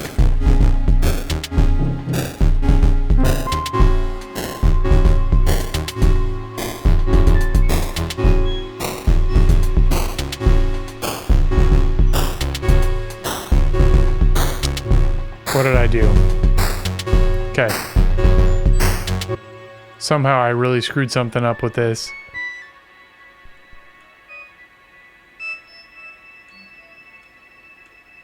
Oh, it's because I selected that. I understand.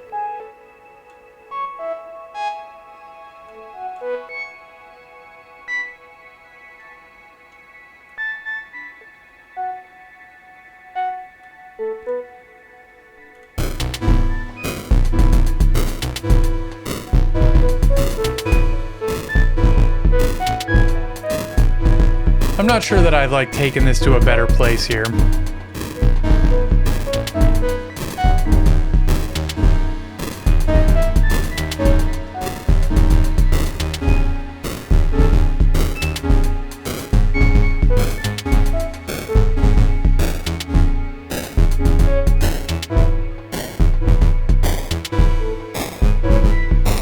Kind of a cool patch. I don't know that it's ultimately anything worth like releasing or anything, but kind of some cool ideas. This is the chorus. I forgot to play around with that a bit. I wanted to mess with that with the pad. Sorry that the screen freaks out there.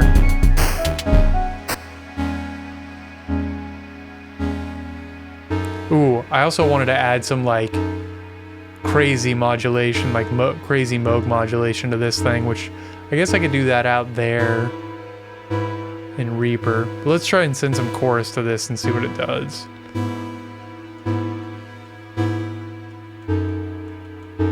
That adds some nice little magic to it. I'm going to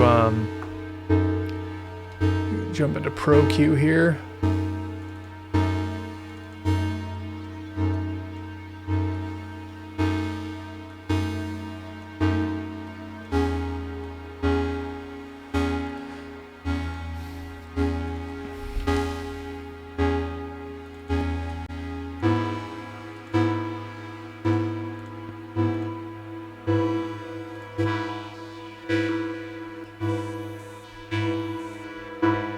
That's kind of cool.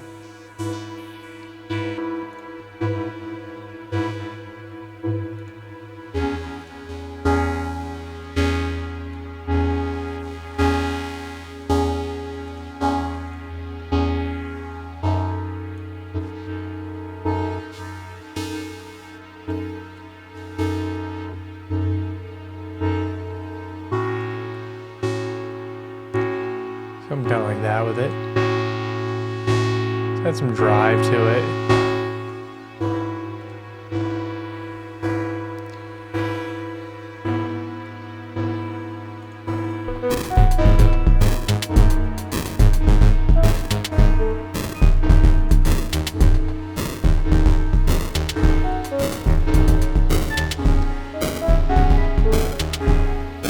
It's kind of a cool patch. It still needs something, but I don't know what. I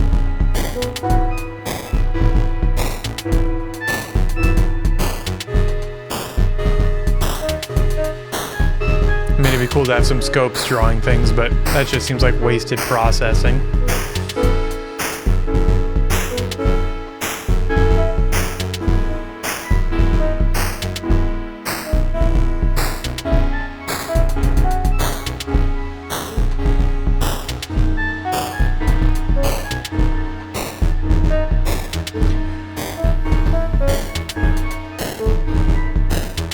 Are these VCAs not moving anymore, or are they just move? Okay, never mind. They're just moving very, very slowly.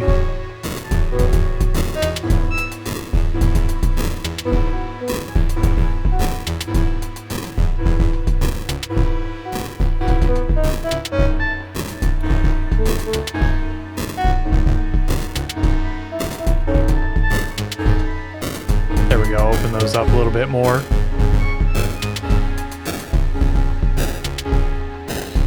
Needs like a melody line. I think I'm gonna mess with trying to make a melody line here real fast, and then I'm probably gonna call it a day. So I want to get a polyrandom, and this time we're just gonna take chord tones into the polyrandom.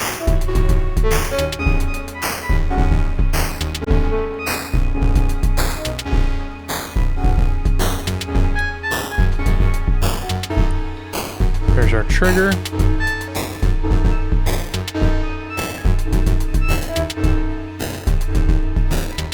And let's get an oscillator. Let's do basal, something real.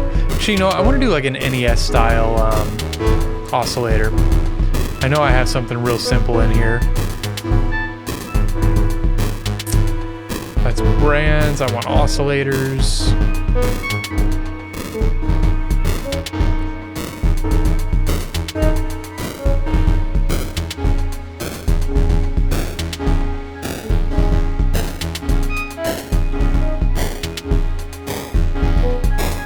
Let's do a 4-channel VCA.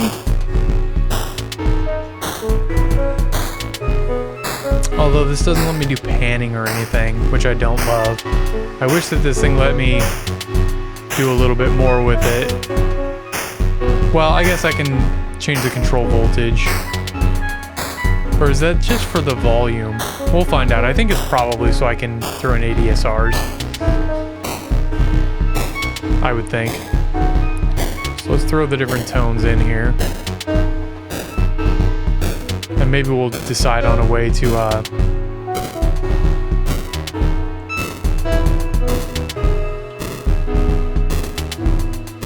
was that getting input? Yeah. It's interesting that they're all getting input, although I don't feel like that's just tone.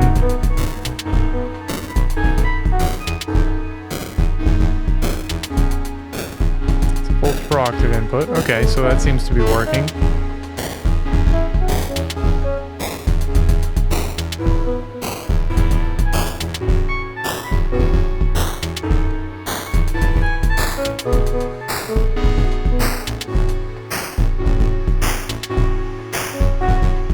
That should be a blue cable. That's my bad. Channel 7, this is going to be melody or high or something. Mellow, we'll call it mellow. I'm going to turn it way, way down. We're going to patch it into 9. Should have something out here in Reaper for 9 already, but I need to mono it. Actually, you know what? I think we're going to make this stereo. So I will just leave it as 910 because this might be more interesting as a stereo source. Let's see if it's doing anything. It's not currently doing anything.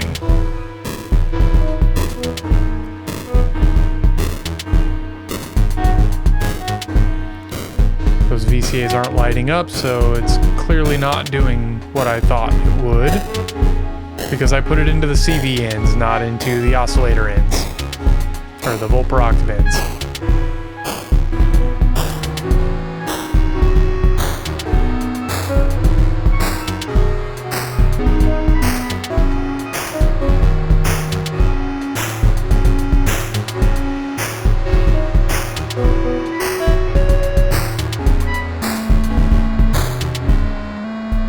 That's weird that I'm only getting left output on this. It's clearly not right. So the kick drum is...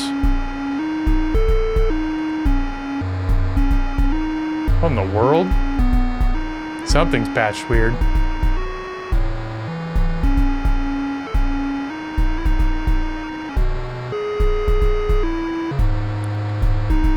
Oh, I see what I did. There we go. I understand.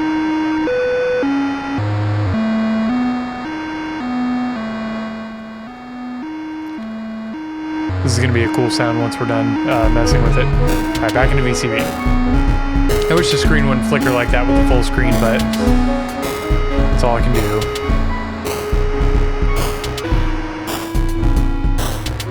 So that's my noise channel.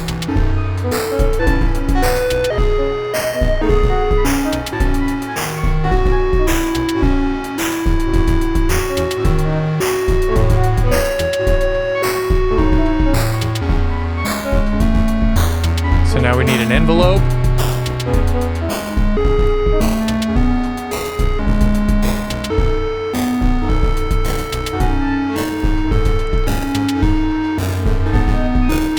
Just gonna use the ADSR because it's easy.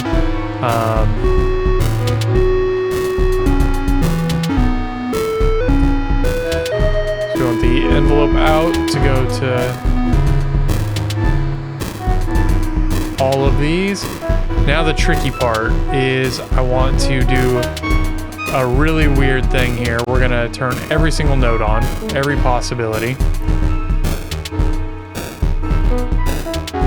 And we're gonna use a bunch of chances. So things are gonna get weird here. So if I take the output of this into chances, if we go all the way, we should get it. Let's make sure it's working.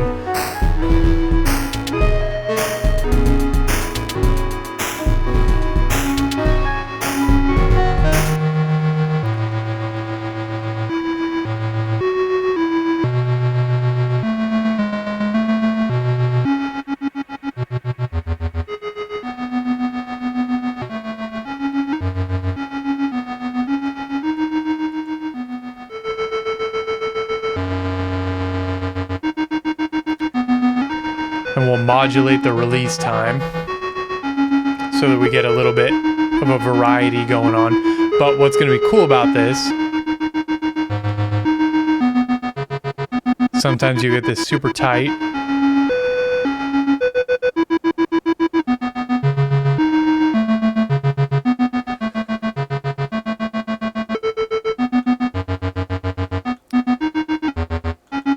So we'll do like we'll do this in like stepped 10%.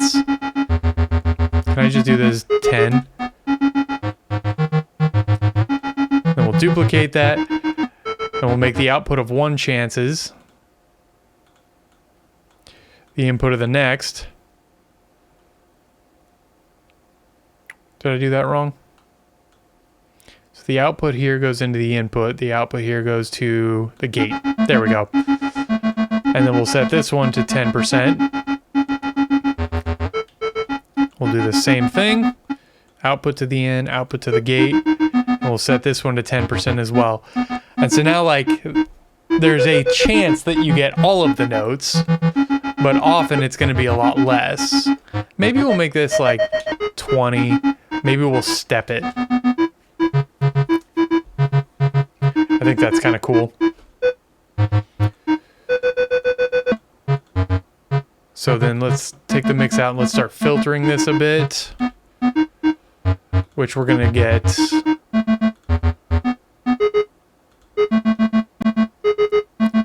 filter.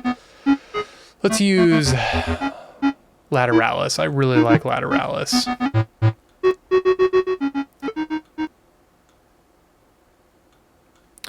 And then we'll take the mix out into the input.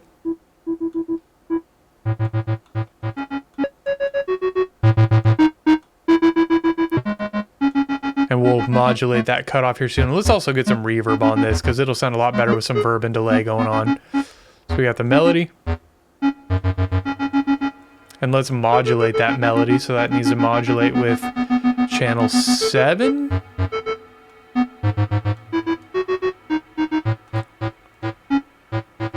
Yeah, so we'll get that mod. That. What's up, Turtle? How you doing? With some delays kicking on that. I also feel like I want to modulate some stuff about this delay, but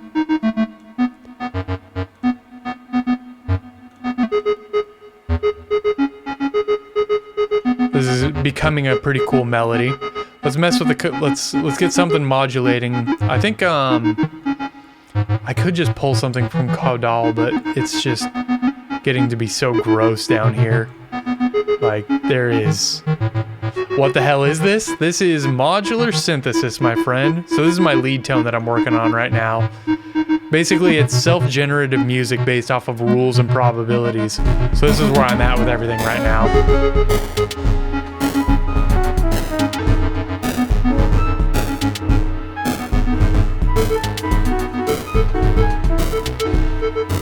So these are all the modules I've got running right now. I got to clean it up a little bit, but oh, it's so much fun. Let me go back to working on this melody though, because I think this should go up an octave probably. So let's use before the polyran, let's get an octave.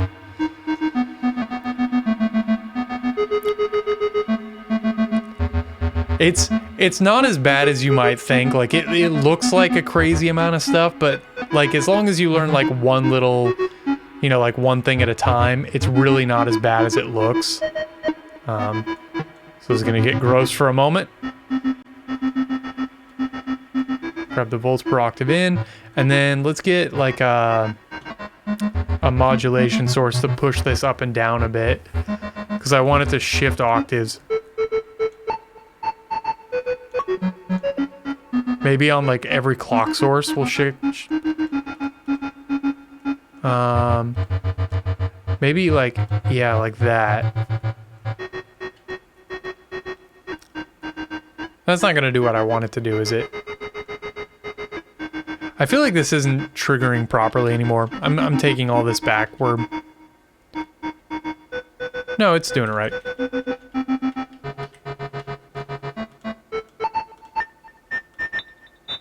Yeah, that's working.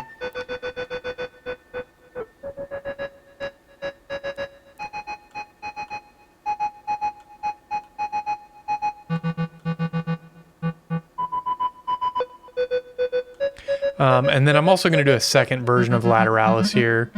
I think, sorry if I like just get lost in thought there for a moment. Feel free to tell me I'm being stupid. Let's do Boomstick. We're going to open up the cutoff filter with every envelope hit. So this will be, Lateralis will be my final step. This will be the first one. So I want input, and then we'll take audio out into the input there. And then we'll take CV1 and we'll drive it with the envelope generator here.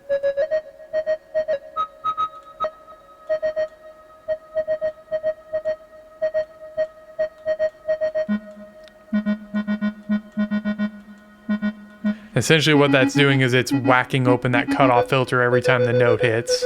So it starts darker and gets...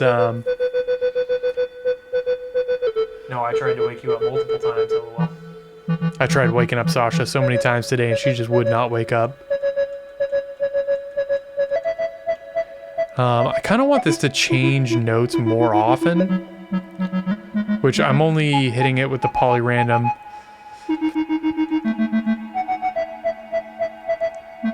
And then, you know what? Let's do the same thing, because I want this to be pretty random. So we're going to kind of make our own little makeshift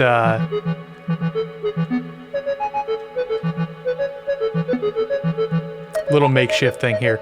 So we'll do the same thing with chances. We'll go ahead and just duplicate all of this. And do the same kind of out into the in, out into the in, out into... so the trigger needs to come into the input here, and then this triggers in here.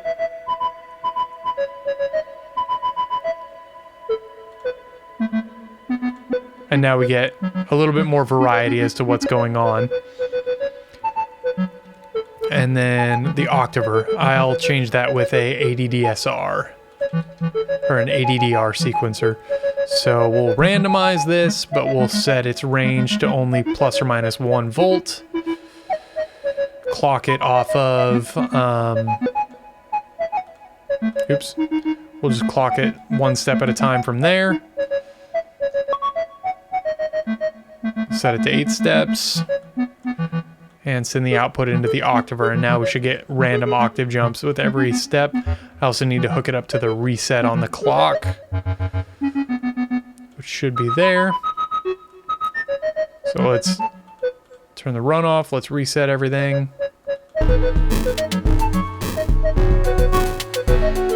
I actually want to take these chances on the melody down a bit. We'll make this 30 chance for B, and we'll make this a 25 chance and a 15. And let's modulate this release. Ooh, output B. Perfect.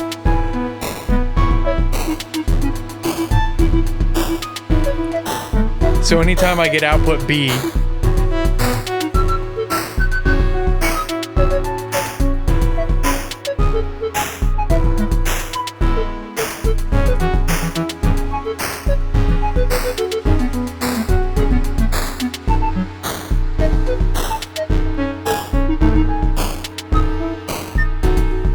okay, so that's just a little too much. So I want 0 to 1 volt. That's actually what I want.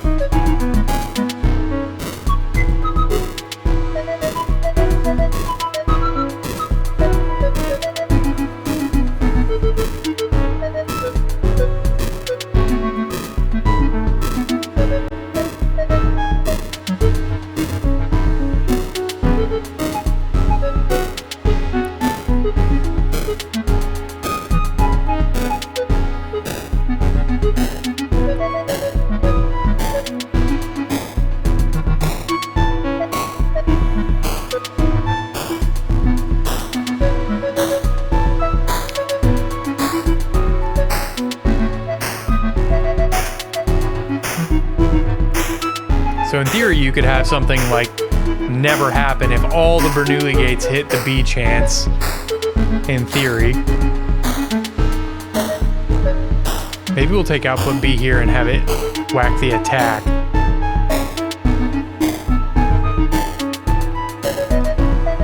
What do these two sound like together?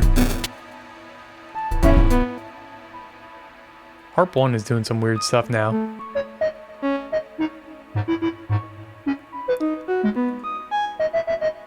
Ooh, that's cool how it does like boo-doo-doo-doo. Oh man, this is doing some cool stuff. Let's put the spreader on this, I think. We're gonna get the ass spreader.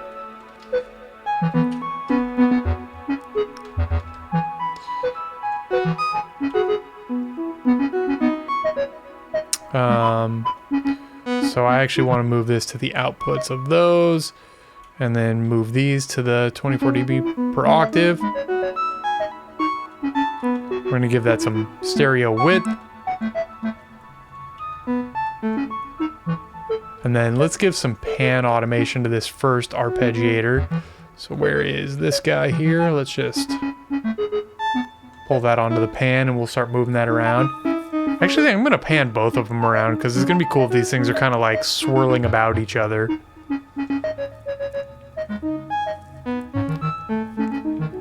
I'm kind of thinking I might hit both of those with attenuverters.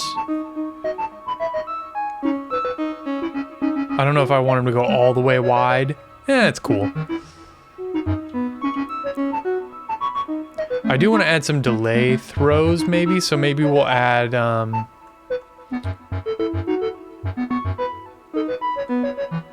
oops, that's not what I wanted to do. If we did another output with the delays, is that...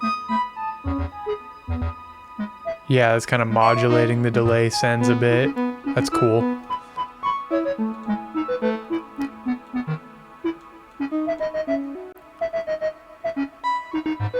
Although I don't want the snare going to the delays, really. Well, I'll let it happen. What the hell?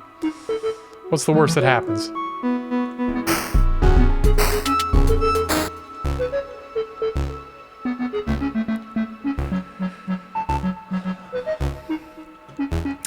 Just for sake of clarity, I'll go ahead and put this patch up here. This is the melody patch. This patch got kind of big and messy. There's a lot of cables in this patch. Let's turn it all into dark mode and we're gonna kind of play it a little bit. I'm trying to think if there's anything else I want to do here before I call this a day. I'm getting close to saying this patch is everything I'm gonna do. This melody, I want to send it to the chorus.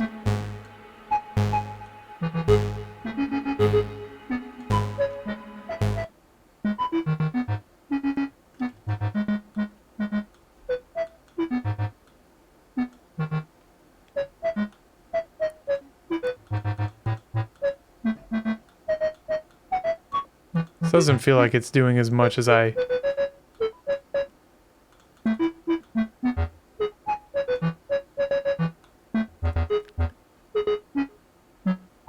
It's got some spread to it, I guess. Give it a slower... Oh, it's definitely panning around a bit. But why is that? Oh, that's just because the original signal's panning. Okay. I understand. Yeah, this chorus doesn't seem to be hitting super hard. Let me try a different chorus. If I even have any other choruses, I might not actually have another one. Effects, effect.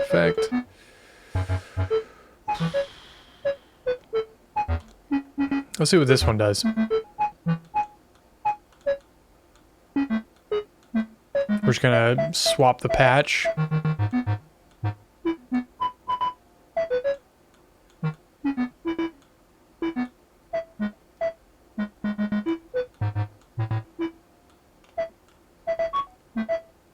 Output 9 should be the chorus, right?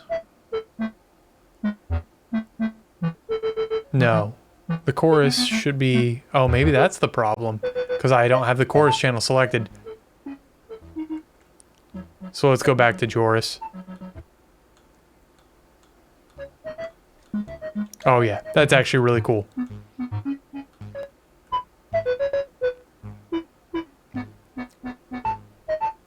We're gonna push a lot of that. Maybe a little bit of snare.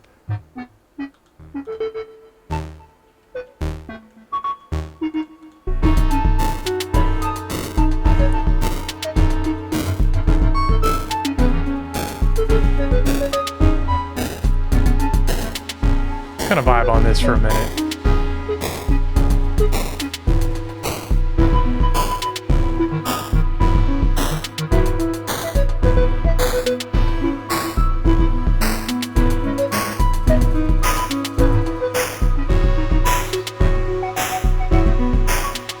Okay, so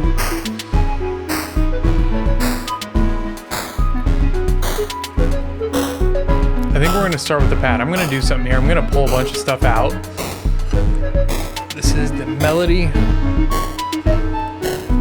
The only thing this is missing is some like really cool noise stuff. So we're just going to...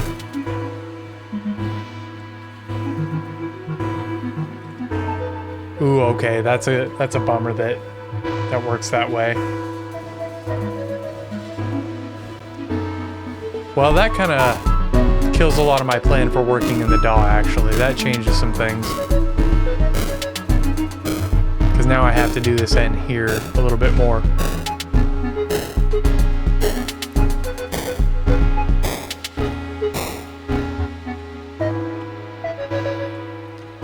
Okay, so we're gonna hit the reset button here, and we're gonna vibe on this a bit.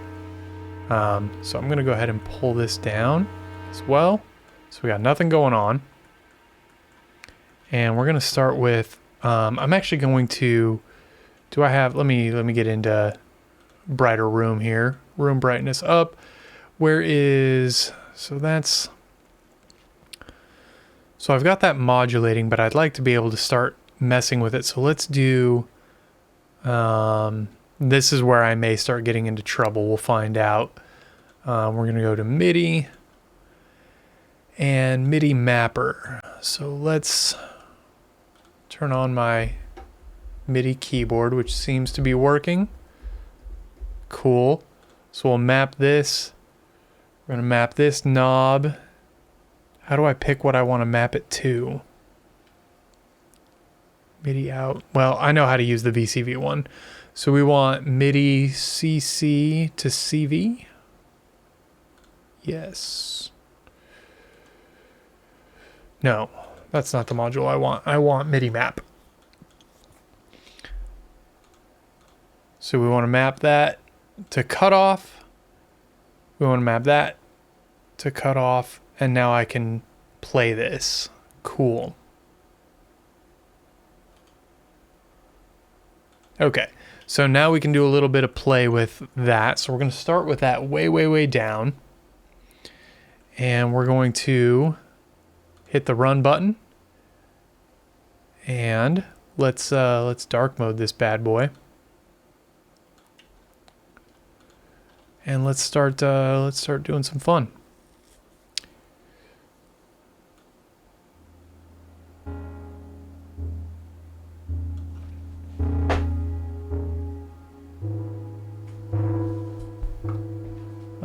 Let me.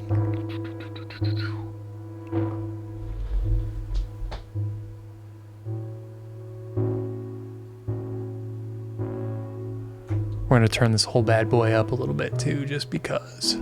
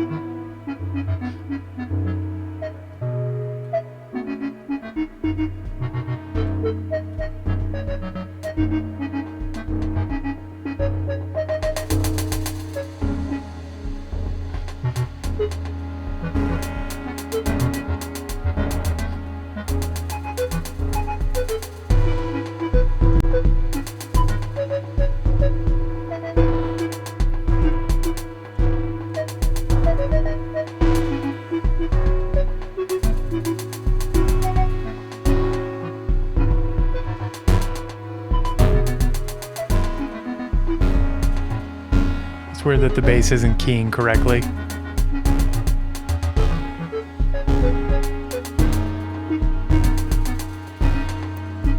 Where's the bass? Where is it at? It's bleak. I must have not like clocked this properly because it's getting a weird clock.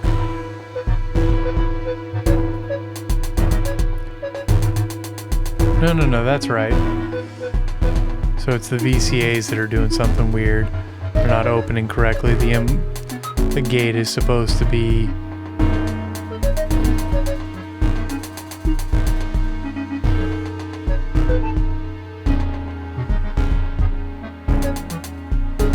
this gate.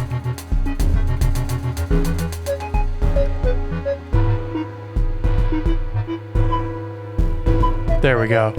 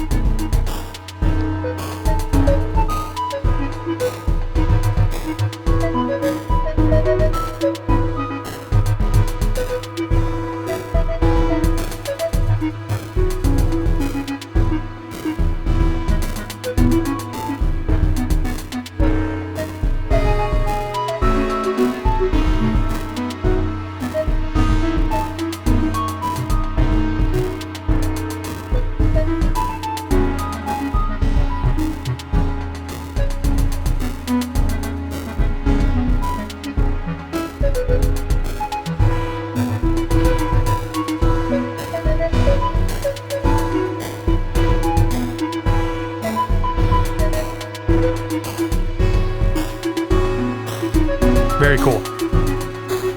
That's fun.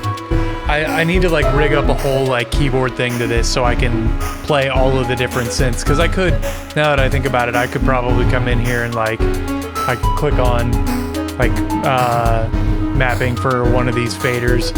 Yeah, I can control the faders with my keyboard. You can see right here I'm controlling that fader now with my keyboard, so I could go and map the whole thing, and I could set up a whole thing to be able to play it. That'd be really cool. So that's probably my plan moving forward, is to get good at playing it in real time. What's cool about this whole thing too is since it's all modular and all based on a key, I should be able to, let me turn up the brightness again.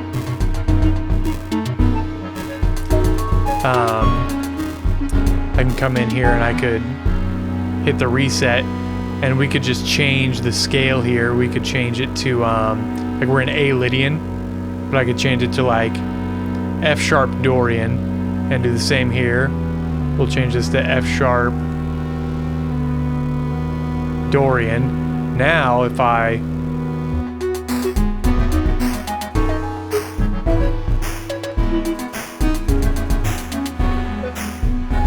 it's weird that that's weird. It feels like it's still the same key, but it can't be.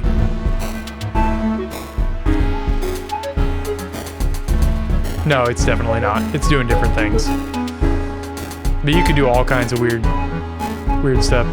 You could just switch it to a major key. Oops.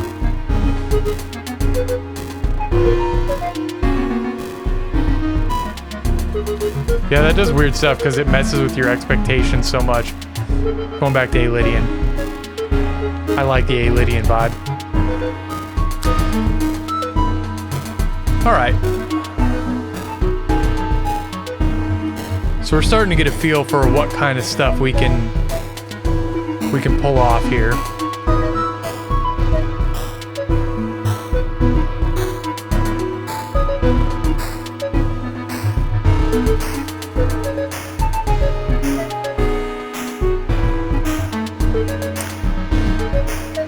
Yeah, it does feel like it could be like a Celeste level.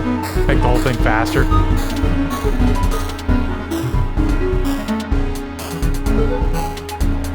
Now it's a more exciting Celeste level. It's doing all kinds of weird shit. I accidentally moved the clock again. Ah! Why is the clock all messed up? It's like not letting me... Oh, I accidentally mapped it to... shoot, I understand. I accidentally mapped it to my keyboard. Yeah, you can change the whole tempo.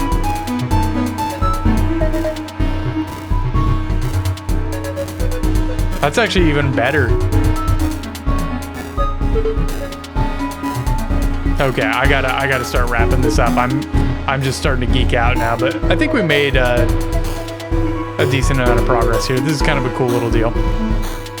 I'm learning how it's all working.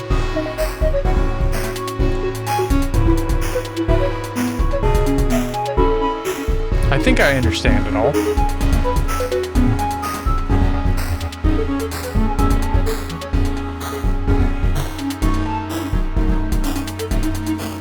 This should probably be up here.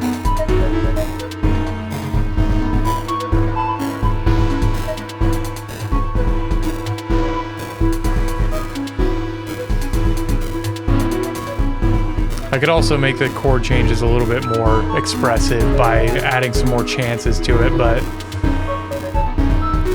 it seems to be changing more often than I want it to. Oh, it's because it's changing the...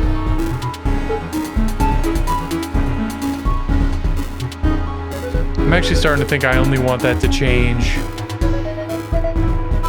So let's change the stepped output on this. Real quick, I'm gonna try something. I'm gonna reset it. Ooh, that bass note's nice.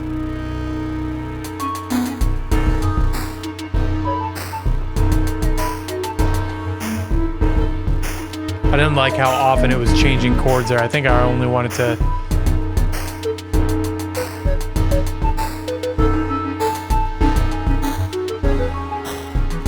do it all at the same time, yeah.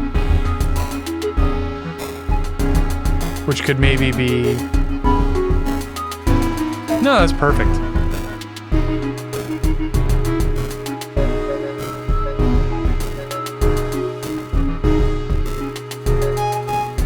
Ooh. That was cool.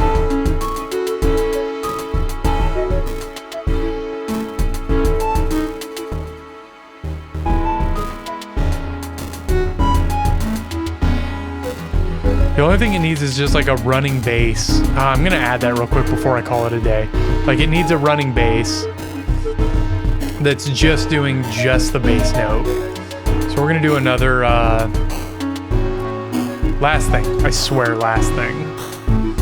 Let's bring the room back up. I forgot to do that.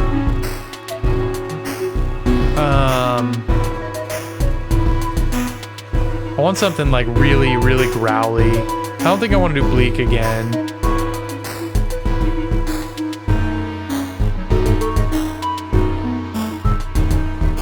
The tune input, a volt per octave input, that must be. So I think what I want to do here is I want to take the, I know, it's so bad. I want to take the mono out into there. We'll get a VCA.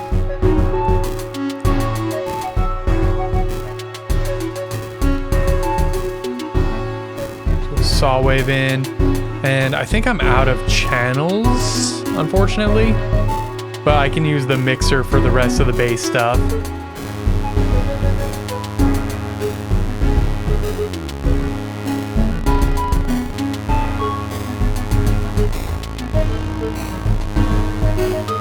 So this should be sending whatever the low bass note is.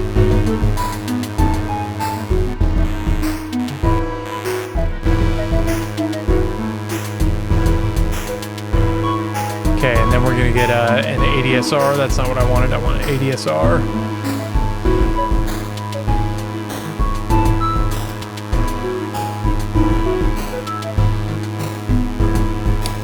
Which actually we can just do that, because this is a VCA. It just needs an ADSR, which I actually still might use this VCA for something else. So I'm gonna leave it there. So now I just need a trigger input, which is going to be on 16th notes.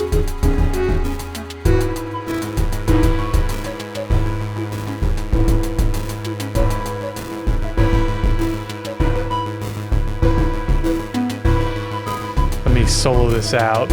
Is it actually changing notes at all? Oh yeah, it's definitely changing notes. Oh, right, I need to go to the bass. Which I'd really love to separate this out into a different channel, but I am tapped on channels out to Reaper, so never mind.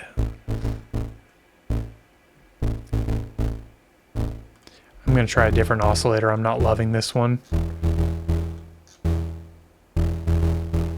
It sounds pretty cool, but I could try braids again, but I want to do,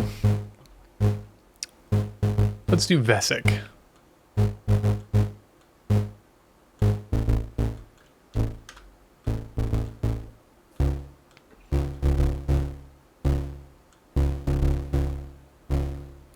Why is it not doing... Oh, because this just isn't working.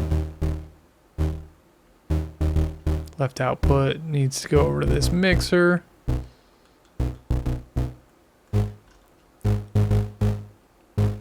So that's the main output. Oh, is this supposed to go here? No. Okay, I'm gonna do a different... I forgot I haven't figured this one out yet. No, I have. Why is this not working? So I've got volts per octave in. I've got output. It's definitely hitting the VCA. That VCA is coming up here to input 3.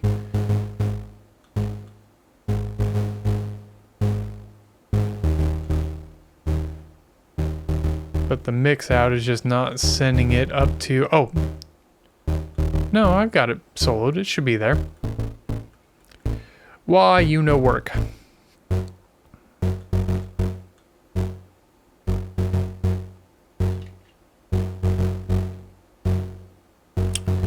Interesting. Didn't I have it working with the other oscillator?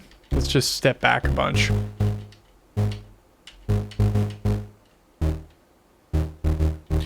Oh.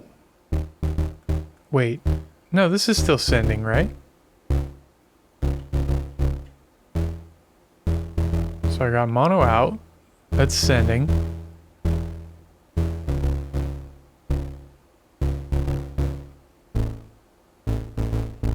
Interesting.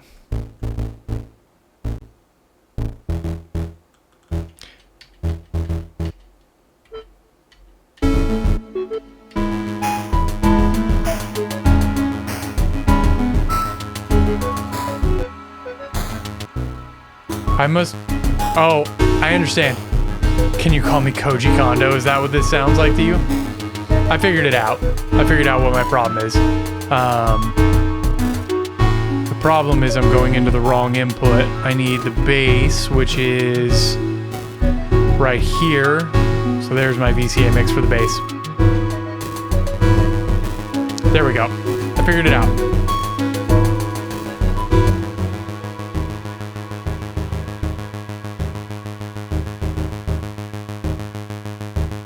So now let's try Vesic.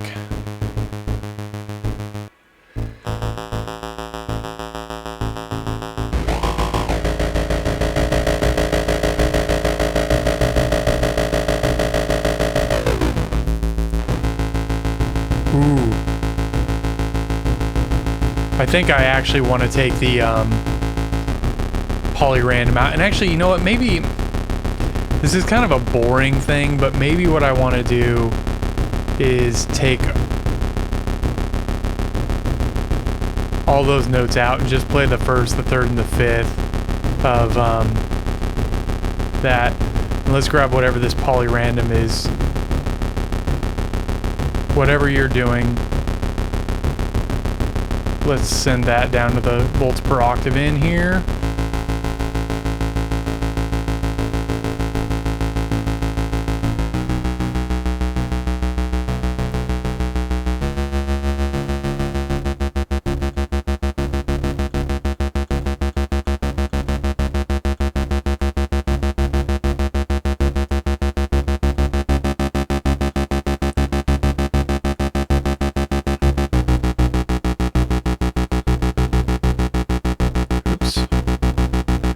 Wrong mixer, apparently.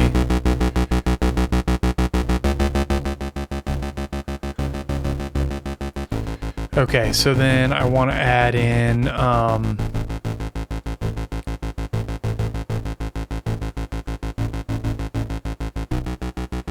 that's just better. I wanted to give it too many notes, but it sounds like it could be a track for an old Doom level. Let's give it some melody playing along with it.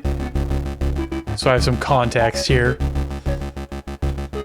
That's definitely sounding more what I want it to do. The only other thing is I want to have a filter afterwards, and I want to use the filter. I want to open up the filter with the gate hits as well. So let's get another filter. Because I want it to do some kind of cool like whacking. Let's just do a Bog Audio one. So let's go out.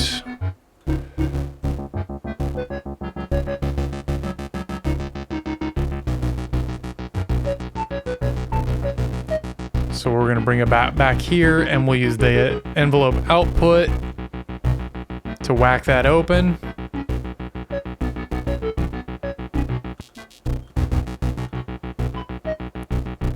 Maybe that's not...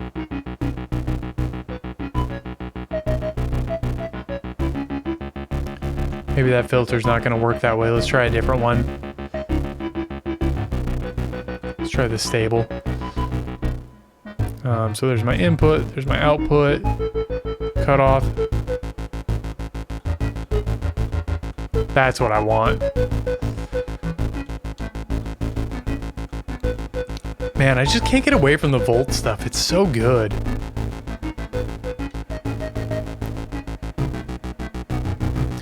So then this is going to be tricky. What I need to do, this mixer doesn't have a pan on it. Damn, that sucks.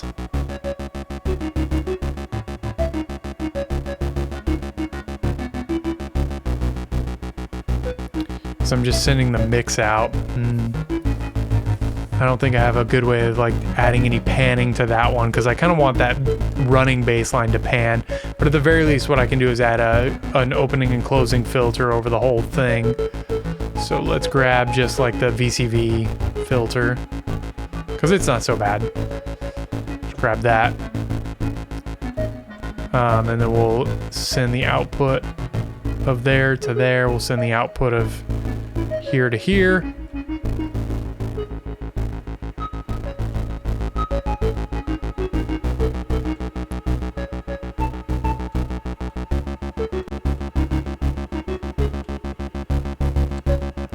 Okay, so then let's just grab any old low pass filter or low frequency oscillator. Actually, I kind of want it to happen randomly. We're going to grab an output of Cogdal. It's kind of gross, but because it's got to traverse the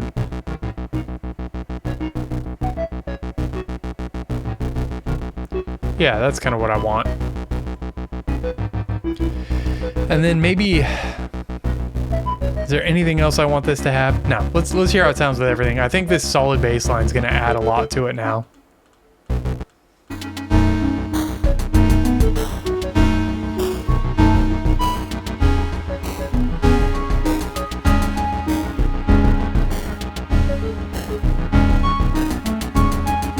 Yeah, okay, cool.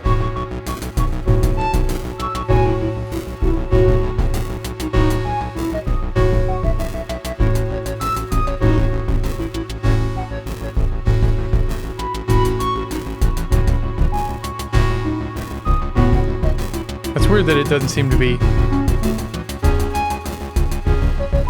on with the chords at all times there. Like it's changing. It's probably because the inversion.